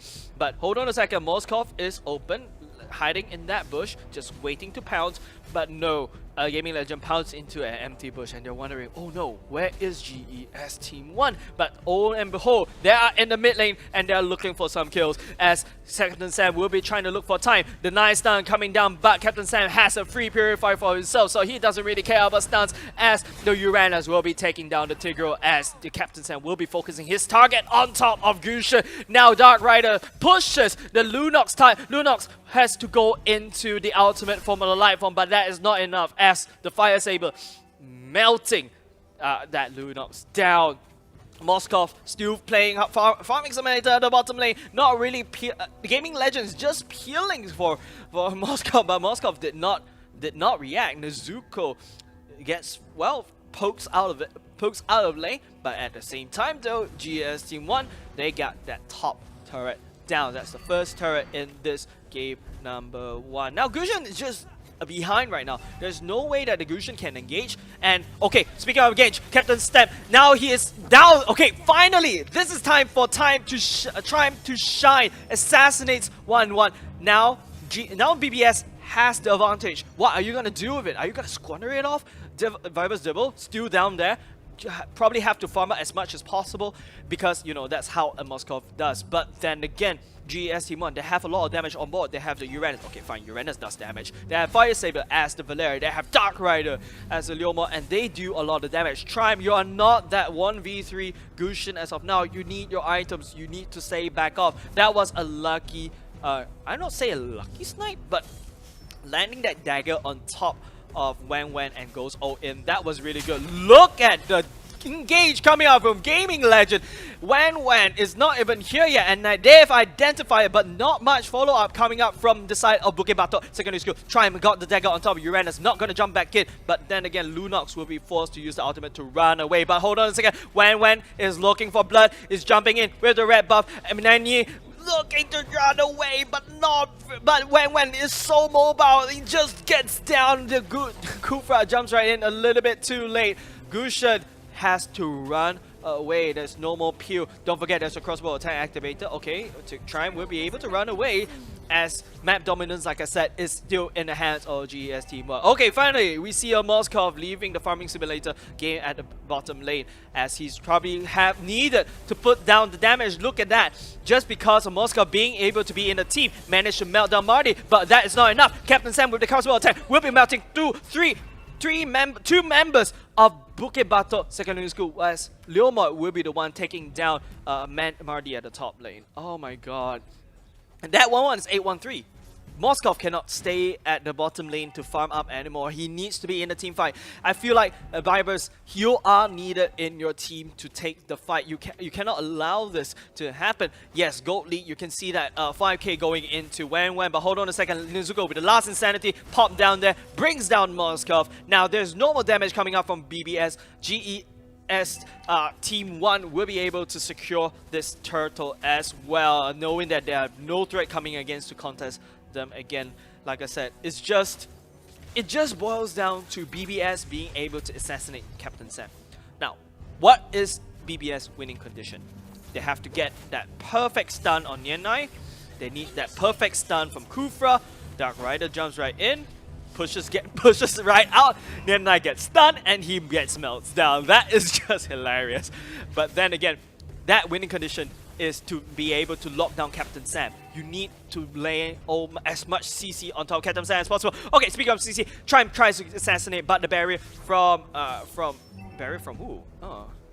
Barrier from Marty will be make sure the captain keep him alive, and the total barrier as well will be going in. Nezuko already with immortality. Last insanity not meeting its mark. But then again, let's talk about the winning condition of Bukit Batok. They have to land the stun from the Tigreal, and if Captain Sam actually purifies from the second skill, then you need Gaming Legend to jump right in. So these two have to look for Captain Sam, and Triumph needs to get a good flank on top of Captain Sam. Once Captain Sam is removed from the game, Bukit Batok Secondary School might stand a chance. However, looking for GS Team 1 though, their winning condition is to basically just win the game. They are super ahead. The Moskov is not joining the fight, but if the Moskov starts to join in the fight, that's where GS Team 1 knows they are in trouble. So they have to prevent this Moskov from farming. They have to prevent this Moskov from winning the game. So what do they have to do? They just have to push down turrets. They have the advantage. They have the 1-man to push this down, and that's exactly what they're looking for. Mid lane turret of BBS is going down, but then GS Team 1, they are gonna disengage a little bit, but Moskov is just still playing that farming simulator game. They're looking to escalate this into the late game, but no, I think he's in little trouble trying to catch Nezuko, but Nezuko has a mortality charge, so I don't think the Vibers can actually take this fight. However, at the same time, a siege is happening at GS Team 1 at the mid lane turret.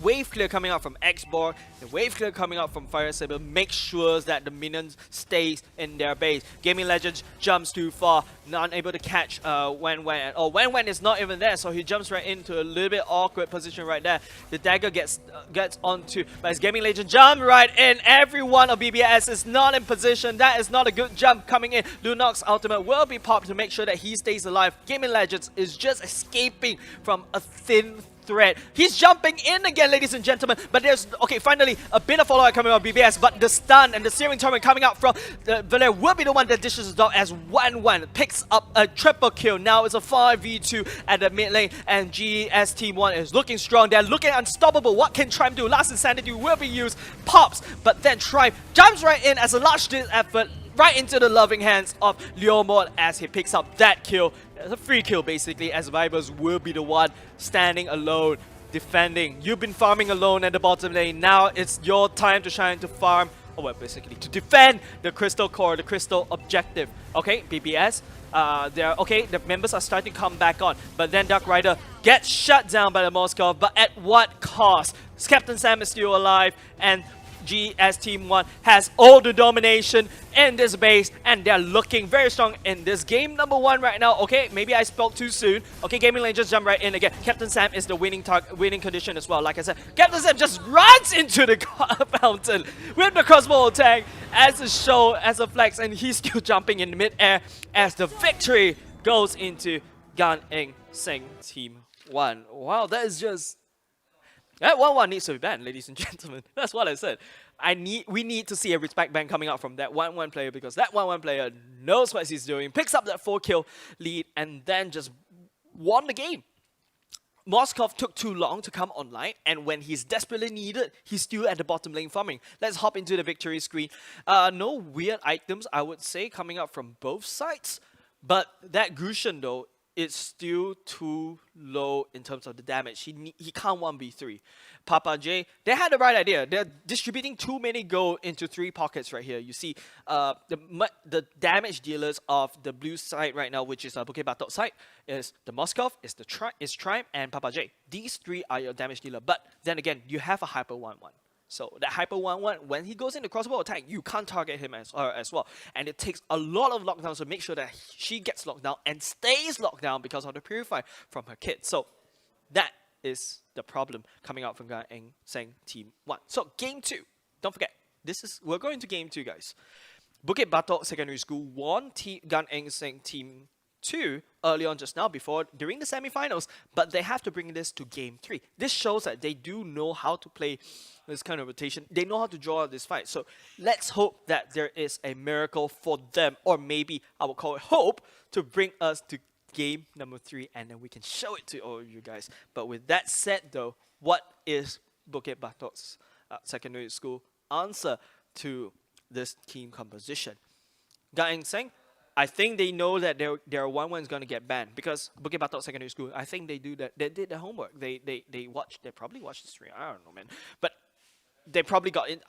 But then said they banned away the Chang'e. Chang'e is basically a winning condition for, basically the winning hero for Gan Eng Seng Team 1 during the semifinals against St. Patrick Team 1. But with that said though, we really have to ban away that 1-1 because Gan Eng Seng Team 1 or Gan Eng Seng teams in general, they know how to play that 1-1 to great success. And even during the early game, you see a very wonky start. You see that Gan Eng Seng actually brought a 1-3-1 with 3 members in the mid lane, but they're going up against a Lunox in the single lane against Bukit Batok side. It's a little bit wonky if you ask me.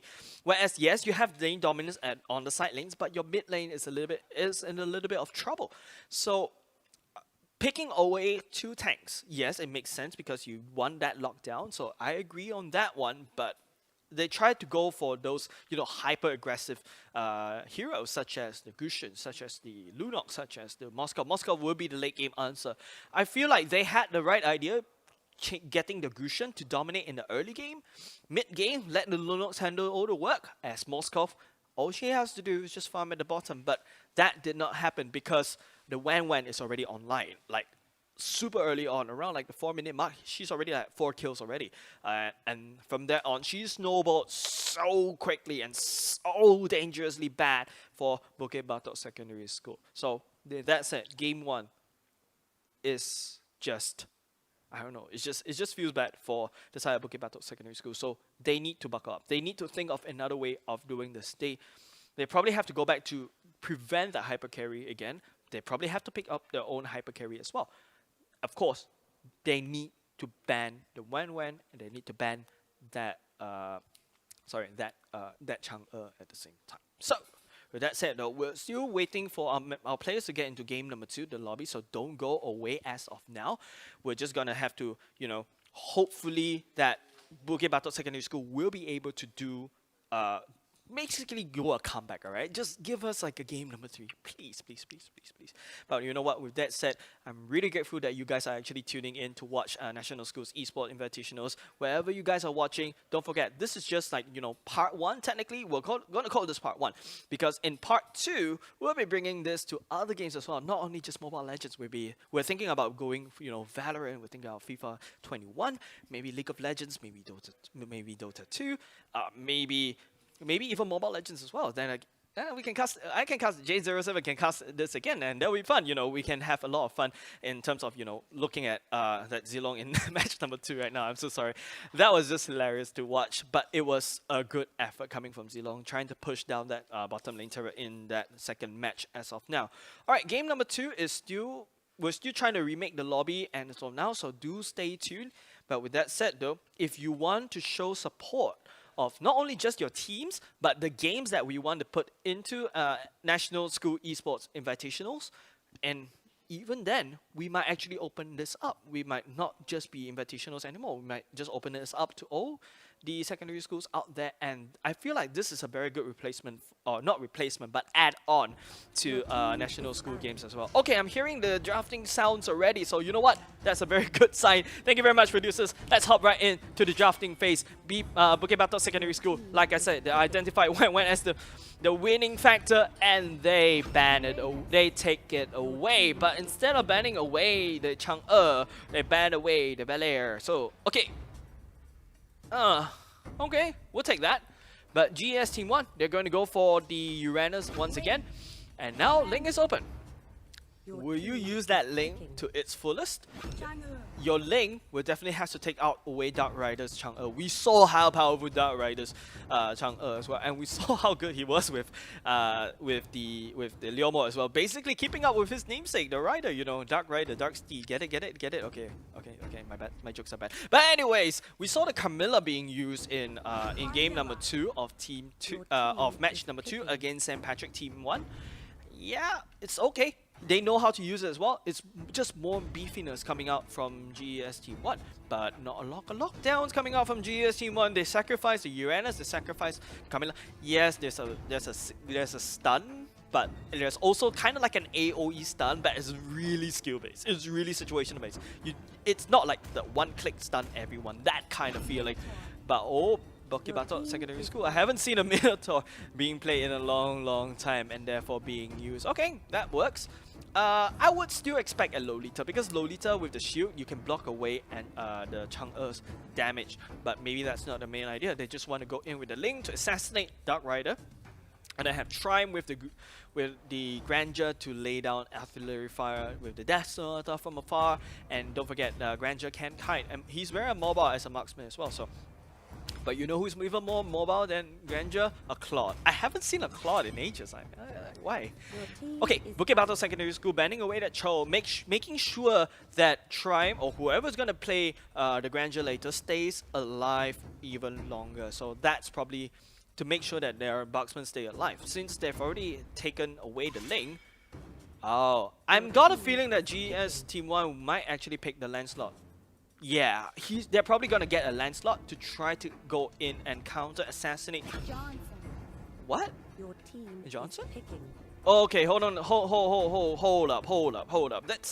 It feels like Bukit Batok Secondary School, they've always, this is their strategy. It feels like they've always go for these two tanks, and they put a lot of hope into the 3 other damage cores that they do. Are they going to do a 2-1-2 again, like what we've seen in game number 1? It doesn't work against GES Team 2. GES Team 1, my bad. Oh, there's too many teams. It doesn't work in GES Team 1 in game number 1. Now they're going to go for a hyper carry. Carmilla is a good support. And you have probably a Chang'e as well. But Odette is also in the mix of Bukit Batok Secondary School. Wow, these are unconventional team composition that I've never really... Interesting. Hey, you know, if it works, it works. Okay, you can potentially see a wombo combo coming up. You can have the ultimate of the Johnson driving item, the Minotaur, or the Odette going in. And that would just be utterly ridiculous. And you see a lot of wombo combos coming up from Bukit Batok Secondary School this time around. So, guys, they have to play super safe. You never know when a car might jump out of nowhere and just obliterate your whole team with either Odette. It could be an Odette in that car. It could be a Minotaur in that car. Regardless, it's a lockdown. Odette technically it doesn't have a lockdown, but that Minotaur has a lockdown. That one more combo coming out from Minotaur and Odette. Therefore, it's down to Odette. And if I'm not mistaken, was a Grandeur and a Link. Yeah, so these 3 need to deal the damage that is required, and they're gonna spread the gold into these 3 people. But you know what, ladies and gentlemen, let's hop into game number 2. Will Bukit Batok Secondary School bring us into game number 3, or will Gan Eng Seng will be your champion of the National School Esports Invitationals 2020 this time round? And don't forget, this is the first time we're doing this, and they will be setting history if they take this game. Feels like we're going to go and see a hyper link at one. Wait. 2, 3.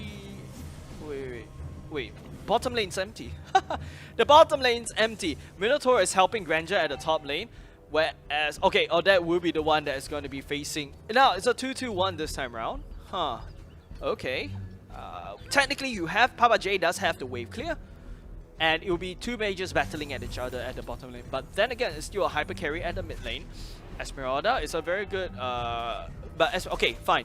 Esmeralda facing two heroes, that's a little bit of a challenge for Esmeralda. And of course, don't forget, Granger is a ranged hero. He'll be able to poke and dodge any skill shots coming, shots or damage coming out from Esmeralda. Okay, Ling being a little bit cheeky right here, looking for the red buff, but he's gonna get scouted out by the side of GS Team 1, and he's forced to retreat. He has a blue buff, so that's a good thing, you know. At least he's able to be mobile, jumping around. And look at that! It feels like Bukit Batok Secondary School. They have a very fluid kind of playstyle. You saw the Odette going to the bottom. Now she's at mid. Ling can also go around the map. But hold on a second though. GS Team 1, they found Trime. Trime is looking very low. Flicker being used as well. The Uranus will be taking the turret shot. Nezuko took one, but then again, no damage. No damage. No kills coming out from either sides. Looking very close and scrappy for Bukit Batok Secondary School. Dark Rider will be using the ultimate not only just to clear the wave, but to try to poke at Ling. But with that said though, that was a failed gank coming out from GS Team 1. But they're not punished in terms of the gold lead, as Bukit Batok Secondary School, they still have similar in terms of the gold lead. No, in fact, Bukit Batok Secondary School fell off in terms of the gold lead. Okay, as soon as I said it, they went back up. Okay, Turtle is spawning in 21 seconds. They have top lane priority, and that's the best part, isn't it? So which means that they can, and of course, with the Minotaur tanking for the Turtle, the Granger can take that Turtle without a doubt. At the same time, Odette will be the one holding on in the mid lane. What are we looking at, ladies and gentlemen? We're looking at a 2-1-2 coming out from Bukit Batok Secondary School. Coming in with the unorthodox strategy, in my opinion. Because it's been a long time since we see a 2-1-2. It feels like they're playing Mobile Legends in the format of League of Legends as Dark Rider takes away the blue buff from Ling. That is going to be very painful for Ling. Ling would not be able to jump onto a wall. Okay, the ultimate will be used for Ling, but would that be enough as the Chang'e will be picking up that first blood, and off the screen, Granger will be taking down Nezuko at the top lane. Probably a bit of overextension of the Esmeralda. But then again, taking Chang'e using the ultimate to take away the blue buff from Ling is huge. You saw the effects almost immediately painful. Okay, alright, Jeff Fan jumping right in, misses. Okay, alright. He brought Papa J back into lane quicker. That's what Jeff did. Good job. Good job. Being a grab driver of the team is super hard. But with that said though, looking back, now Bibus, he without a blue of a link, as a link, it's very awkward for you. You can't really rotate very quickly. So you probably see a link to be staying at the bottom lane, try to look for some kills as well, or maybe some farm. But then again, BBS and GS Team 1, they have the right mindset. They are looking at the turtle. They are looking for a fight, and they found it. The older ultimate doing so much damage on top of GS Team 1 as Esmeralda will be able to pick up a double kill out of that, but will she be able to survive? The stun from, the root from Papa J is missed, so therefore Marty will be able to peel Papa J. No much damage coming out. Nezuko can't heal as much. The barrier coming out at the same time. Ling jumps right in. That will be too late as Papa J goes down. Not much damage coming out from Vibers as well. Like I said, without a blue buff, you can't do anything. Jeff Fun dives right into the Marty 58 and takes him down. There is, well, you took down Uranus.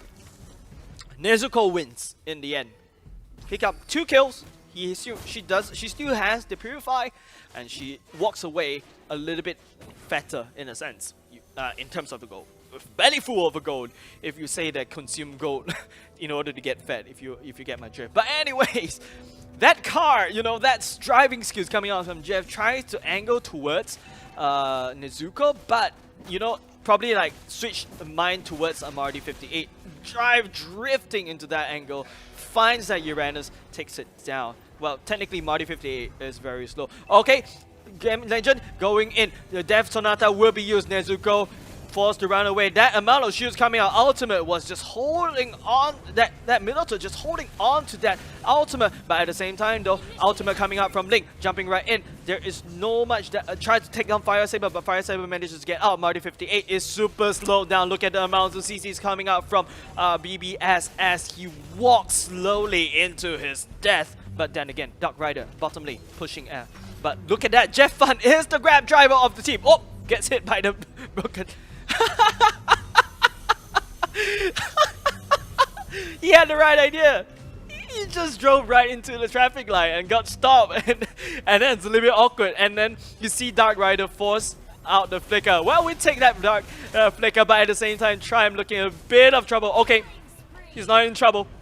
That Sonata will be able to bring down Nezuko. That's such a scrappy fight. Ladies and gentlemen, it feels like Bukit Batok Secondary School will be bringing us into game number 3 if they keep the shenanigans up. Speaking of shenanigans, Baba J with the ultimate melts down 2 members of GST1. Dark Rider forced to run away. Not much anyone to peel for GST1 as Triumph will be walking like a boss towards the bottom lane turret and push that down. At the same time, the Bukit Batok Secondary School with a 2-prong attack. Okay, technically a 2-prong attack at the mid lane. That immobilized did not fare well for Captain Sam, as Captain Sam will be diving down into the sea along with his ship. Oh no, GS Team 1, you gotta bring this back up. You had a very good early game. Now you have to show us, oh basically not only just early game, you have a very good game 1. Show us more. Gaming Legends jump right in with the ultimate. That is a very painful ultimate. Okay, finally, the Dark Rider ultimate goes in as he picks up a double kill, melts down the back line, and now BBS is forced to run away. Someone banned this Chang'e. She's just gone out of the screen and she picks up 2 kills at the same time. Bibers will be forfeiting his life as it's a complete team wipeout for the side of Bukit Batok Secondary School, and GS Team 1 will be looking to equalize that gold lead and experience lead, in my opinion. Yeah, experience lead with this turtle. But then they're okay. Looking at the turret, they are still missing. But don't look at that. Jeff, no, Johnson, dead. Chang'e got knifed out of the map from this choo-choo train. Oh well, technically he's a truck, right? Is that a fire truck? No, yeah, he's a fire truck, not a train. My bad. Being the grab driver has a lot of responsibilities, alright? You have to ram into the right person. And Jeff found the target and rams right into Chang'e, who is out of position. And there's no team members inside to support. No flicker as well, unable to dodge. Well, probably there's no chance for Dark Rider to use that flicker as well as he goes down to the depth counter.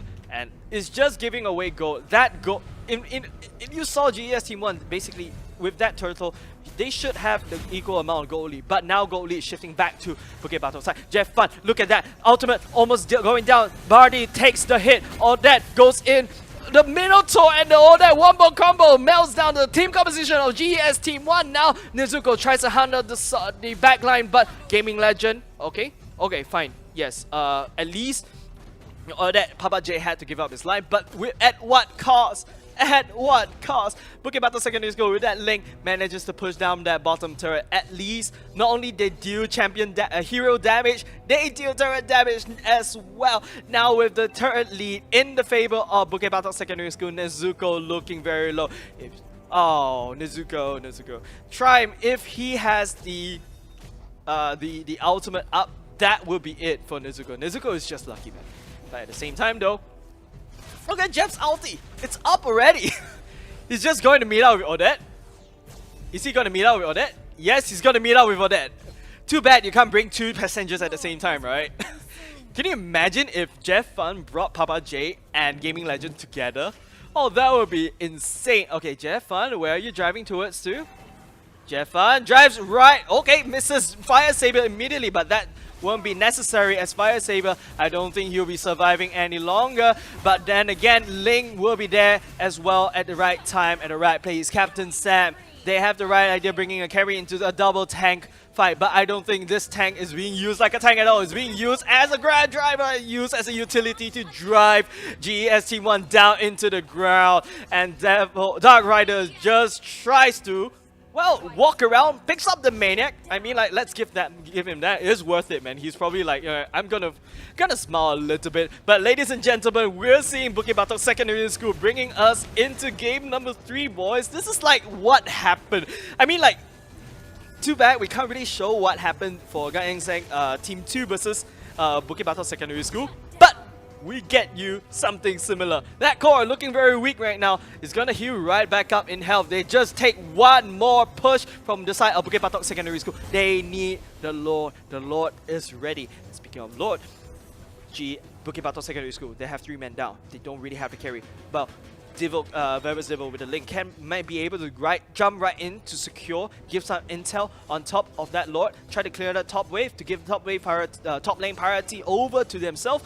But GES Team 1, they need to take this Lord. No, you don't go to the bottom lane. You're gonna forfeit that Lord over to Bukit Batok Secondary School. It just takes a bit more for Bukit Batok Secondary School to win. GES Team 1 is holding on to what seem like threads in the middle of a chasm. Looking down, it's a very steep drop. GES Team 1, you don't want to drop right in there. You gotta deny this Lord away from Bukit Batok Secondary School. Okay, Vibers going in. But the flicker will be used from Dark Rider. Now they know that Dark Rider doesn't have the flicker, but Link will be sacrificing himself for that very information. Bukit Batok Secondary School now finally come to realization, hey, I think we need a Lord. And there they go right in. Dark Rider using the ultimate, or they're doing so much AoE damage. They baited out the ultimate. But at what cost? GS Team 1, they have 2 men down. Jeff Fun jumps right in looking for someone. Nezuko, very nice juke though. Immobilized goes Gaming Legend as Nezuko, as he is the bait. Nezuko fell for it. Now it's just 2 members. Captain Sam, he is not a hyper carry, he is just a carry and is forced to run back into Fountain in Shame to refresh. Jeff Fun with that.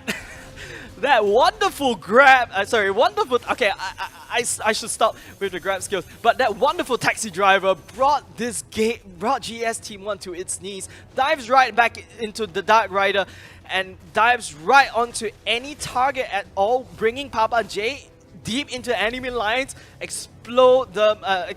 Papa J explodes everyone with the ultimate, and that is all for what Bukit Batok Secondary School did over and over and over again. GS Team 1, they are just playing from behind. They are 5k behind in terms of the gold lead. Dark Rider needs to be safe, and every time when the flicker goes down for the GS Team 1, that will be it. Okay, Bukit Batok Secondary School, like I said, gonna take this Lord. But what is GS Team 1 gonna do? Okay, at least the Rhapsody, Grandeur is not in that team fight. Maybe GS Team 1 will be able to take this fight, but no. The triple kill goes over to Odette with the Lord marching down at the bottom lane. The super minions coming in. Jeff Fun transforming into a truck himself. Just gonna ride away into battle, into sunset, into glory as he delivers the payload, which is the Papa J, right into the team. And boom! Goes in as everyone collapses on top of Marty, and there you go. Game number 2 goes into Bukit Batok Secondary School. And boys and girls, we're going to game number 3. Woo! Wow, that was just so fun to watch. Like, Bukit Batok Secondary School, they went with this double tank. No, I don't even want to call this double tank. All Jeff did, he didn't really tank for the team. Technically, he did tank for the team, but all he did was to deliver the missile, deliver the payload. Either Papa J or I would say Gaming Legend would be good. And hey, can you imagine how many coordination is required to make sure that Jeff, Papa J, and Gaming Legend to be at the same spot at the same time? Oh my god, it's just so fun. Nezuko tried to fight, but then carry is just too short range. Well, technically they have a long range artillery coming out from the Chang'e, but that is not enough. The range is just too big for Odette, and that just cleared everyone who is in that vicinity. Basically, it's just, like I said, just dropping the nuclear bomb at that pace of the map, and anyone that stays in there just irradiates and dies, and even if they don't die from that first strike, they'll just die from the DOT, and it's just so painful coming out from Bukit Batok Secondary School. And wow, that is just amazing coming up from I don't know. I'm just hyperventilating over and over again by the driving skill, Jeff. I'm very sure he's not driving H as of yet, but I think he'll be a very good driver. But anyways, game 2, awesome. Now we have to talk about game 3. So Bukit Batok Secondary School finally identified, okay, you take away the 1-1, you take away maybe the Chang'e this time round, because in game number 2, they banned away the Valere. So a little bit awkward in my opinion. But then again, now I think they know, okay, I have to ban the 1-1, I have to ban the Valere. The Chang'e. These two are your main heroes coming out from Gang Seng Team 1. So if you take these two away, maybe it will be a lot easier for Bukit Batok Secondary School to take this fight. However, for Gang Seng Team 1, how do you play against a composition like that? Are you gonna waste a ban slot just to ban away a Johnson? And probably have to pack a lot more Purify, because Gang Seng knows that Bukit Batok Secondary School, they have a lot of tanks, they have a lot of utility, they have a lot of lockdowns. And that Minotaur making sure, don't forget that previous game just now, Minotaur making sure that everyone stays where they are when Odette lands the ultimate is just utterly priceless. And that is what Bukit Batok Secondary School will be looking for in game number 3. The double tank strategy. The double tank. Okay, fine, yes, I'm going to call it a double tank strategy. The double tank strategy, they have a lot of beefiness. It's the same as what Unity had in mind. They have the Uranus, they had the Atlas as well. They have a lot of utility. They have a lot of beefiness and utility as well. So it feels like a rematch of, you know, if Gang Seng Team 2 going up against Unity again, it just seems alike, you know, ladies and gentlemen. And don't forget, Bukit Batok Secondary School, man. They faced Gang Seng Team 1 in the semifinals. And now in the grand finals, they're facing Gang Seng Team... they faced Gang Seng Team 2. Now they're facing Gang Seng Team 1 in the grand finals. And they brought these two teams into game number 3 with an unorthodox team composition that we don't usually see in other tournaments. They brought 2 tanks. Not just 1, but 2 tanks. And in my opinion, 1 tank is just enough tanks. 2 tanks, you're overkilling it. You're going to sacrifice in terms of the damage. But that's where they pick heroes that doesn't really require more gold to get off online. Such as this time round, they picked a Grandeur, which makes more sense. Whereas in game number 1, they went for a Moskov. It takes a lot more time and also, you know, a lot more farm in order to get Moskov online. And that's how I would say they did it. Because Moskov does need a lot more protection, does need a lot more peel in the early game. But in early game, you saw Grandeur was okay against an Esmeralda. He pokes Esmeralda out of lane, and then as Esmeralda roams around, gets some kills. Yes, that's all nice and dandy, but still, the Grandeur has top lane dominance. With the support, I believe, was Minotaur as well. But okay, thank you very much, producer. As ladies and gentlemen, this is the awaited game number 3 of the grand finals. Ladies and gentlemen, we are at match point, and I love match points. Bukit Batok Secondary School banning away the Wen once again, and the Valere. Not okay, fine. They're gonna leave the Chang'e open over to Gang Seng Team 1. Gang Seng Team 1, they're like, okay, you know what? Let's take away the Ling. In my opinion, that Ling kind of provides, you know, the assassination a little bit. But I would say the winning factor of Bukit Batok Secondary School was the fact that Jeff drives around that truck like a boss, smashing and dashing into heroes. Therefore, Marty responds with a Diggy. Ah, nice. Wow, the best part is when you see these people, they are adapting towards what they saw in game number 2. So yes, picking that Diggy because GES kind of identified, okay, like I said, they're packing a lot of CCs. Just now I was thinking, okay, you know what, maybe we'll just bring a little bit more Purify, but no. They're going to go for the, oh sorry, this side. Yes, they're going to go for the Diggy instead. Alright, so, Bukit Batok Secondary School. They love their lockdowns, man. They love their utility. They love their CC. Now, bringing Papa J as the Luo Yi, They have better control during team fights. Again, Triumph probably looking to repeat what happened for the just now, using that grandeur to great success. And once again, Jeff with the trusty driver of that game number 2 will be picking up that Johnson once again. But there's no wombo combo coming up from the Johnson or that, because I feel like, you know, Johnson is one thing, but if you don't bring a Odette along with him, technically a Loi does work, but Loi takes a lot longer to set up. You have to land down your dispersion, you have to land down your rotation. That's 2 clicks, but 2 touches, clicks, touch. But then, as an Odette, all you have to do is just press 1 button. Let Jeff drive you over there, push a button, and that's it. And you just deal a lot of damage out of nowhere, and it's just super ridiculous. But then again, banning phase, GS Team 1, and they're like, okay, they're going for they're going for Johnson?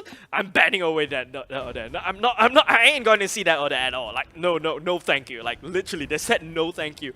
Even though Bukit Batok Secondary School already picked a Loi already. So I was thinking maybe they wouldn't go for a little bit too greedy for Odette, but hey, guys saying they're like, nope, I'm not taking any chances. I'm not doing this. I'm not doing this with Odette and Johnson one more combo. But GS side, they're going for all eyes have to be on Dark Rider picking that Chang'e. Really.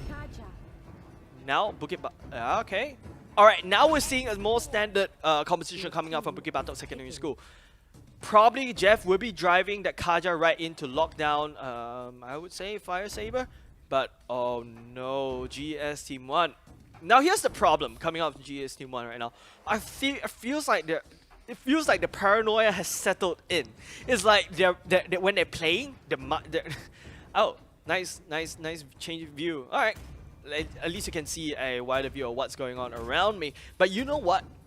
It feels like from GS Team 1, they have a little bit of a problem that I identified, because where is the damage? Diggy doesn't deal damage. Carmilla technically deals a little bit of damage. Charles, yes, fine, assassination. Chang'e is the only source of damage coming out of GS Team 1. Now it's a lot easier for BBS, Bukit Batok Secondary School, to take down GS Team 1. You have the Kaja ultimate, the Divine Judgment landing down. Okay, fine, the range is nerfed, but don't forget you have Jeff to bring you right into the doorstep of Chang'e, and all he has to do is just, you know, drag Chang'e back, and then you just effectively remove all the damage coming out from GS Team 1. However, if Diggy was around, the ultimate of Diggy must go down. So it's really like a rock, paper, scissors kind of thing. Bukit Batok Secondary School goes in with the lockdown, catches the Chang'e. If catches Chang'e, if he catches Chang'e, Gan Eng Seng wins. But if Diggy is around, that is 2 wasted ultimate, which you gave, and don't forget, you effectively gave 1 into the backline. Therefore, GS Team 1 can crumple on top of Bukit Batok Secondary School. So yeah, like I said, it's rock, paper, scissors. And it's a lot of cards being tossed on top of the board. But you know what, ladies and gentlemen, this is game number 3. This is match point, with Bukit Batok Secondary School spawning at the bottom left in the blue, and Gan Eng Seng Secondary School Team 1 on the top side in the red. Alright, Bukit Batok Secondary School, like, you know what? We had our fun. We're going for, okay, fine, they're still going for 1-2-2 at the bottom, but an X-Board going up against a Cho. Cho immediately tried to fight, and you saw the flicker being used at the side of the screen, and he's healing up. He had his force to back up. You cannot find an X-Board in the early game. He'll just burn you to shreds. And look at that, how Loi sets up the fight very well, and Fire Saber is just having lots of problem facing these two offlaners at the bottom. So effectively, you're seeing no offense, but a non-existent top lane from GS Team 1 and non-existent bottom lane for GS Team 1 at the same time. So these waves will be pushing upwards, whereas for BBS, mid laner. Now that's a little bit of a funny thing because, like I said, GST1 they don't really have the damage though, unless you want to count Marty's clocks, but that's not enough. But hold on a second right here. Gaming Legend takes 2, 3. Okay, no, not even taking any damage from the turret as Fire Saber goes very, very low. GST1 looking to crumple right on top. Nezuko misses that critical hook as the Bukit Battle secondary school will be able to run away. No ultimate. Okay, Loi's ultimate comes right in, but a little bit too late for the party. Oh my god. That was a very good try, but no, Franco catches the Papa J. Papa J gets hooked down, and First Blood goes over to Franco with the help of Dark Rider melting down as, oh, there's just one man down at the bottom lane as Bukit Batok Secondary School will be looking for the retreat right now. They need that bottom lane dominance for Guy Seng's Team 1 because that turtle is right there for the taking if they were to push this lane up. Vibers at the same time. Oh, very nice hook. It's like, you know, the Diggy repositioning, pulling you back, and then after that, with the help of Franco hooking you back, it's like, where are you even think, where do you think you're going? Literally, like, it's like, you know, get back here, you know, that sort of thing coming out from GES Team 1, and it's just hilarious. Alright, so I think Cho identified, it's like, you know, I don't think I can win a laning phase against a X-Borg. I'm just gonna proxy around, pull X-Borg out of position, and that's where I'll shine. Nezuko looking for that critical hooks, looking at Papa J looking very delicious at the same time. Kaja will be going down to the bottom lane to wave clear as well. At the same time though, GS Team 1 playing super safe. I feel like GS Team 1 had a bit of a, you know, scare, you know, especially with the choo-choo coming out, the powerball coming out from Jeff, looking towards to kick into Marty, but dropping Papa J there instead. Marty looking very low. Marty's ultimate came online a little bit too late, but at the same time though, oh, where did Jeff come from? He's still in the car all this time round after all that as Fire Saber gets meltdown with a Rhapsody, but then again Dark Rider with the ultimate is already off cooldown now. BBS, Bukit Batok Secondary School, they have the upper hand. Captain Sam chimes right in, eliminates the Grandeur out of the team fight. Last Sanity did not pop at all, so, well, it's a good trade, I would say. But, oh, speaking of a trade, Nezuko, with that wonderful hook, takes down the X-Borg alongside with Dark Rider. And, wow. Look at that. Once the ultimate goes up, I'm just gonna use that ultimate. Cooldown goes down, I'm gonna use that ultimate. So it really boils down to Nezuko's hook. You need to land a good hook. Alright, now, GS, they're looking at the blue buff. Papa J kinda knows that they're there. Bukit Batok Secondary School knows that they're there as well. What are they gonna do?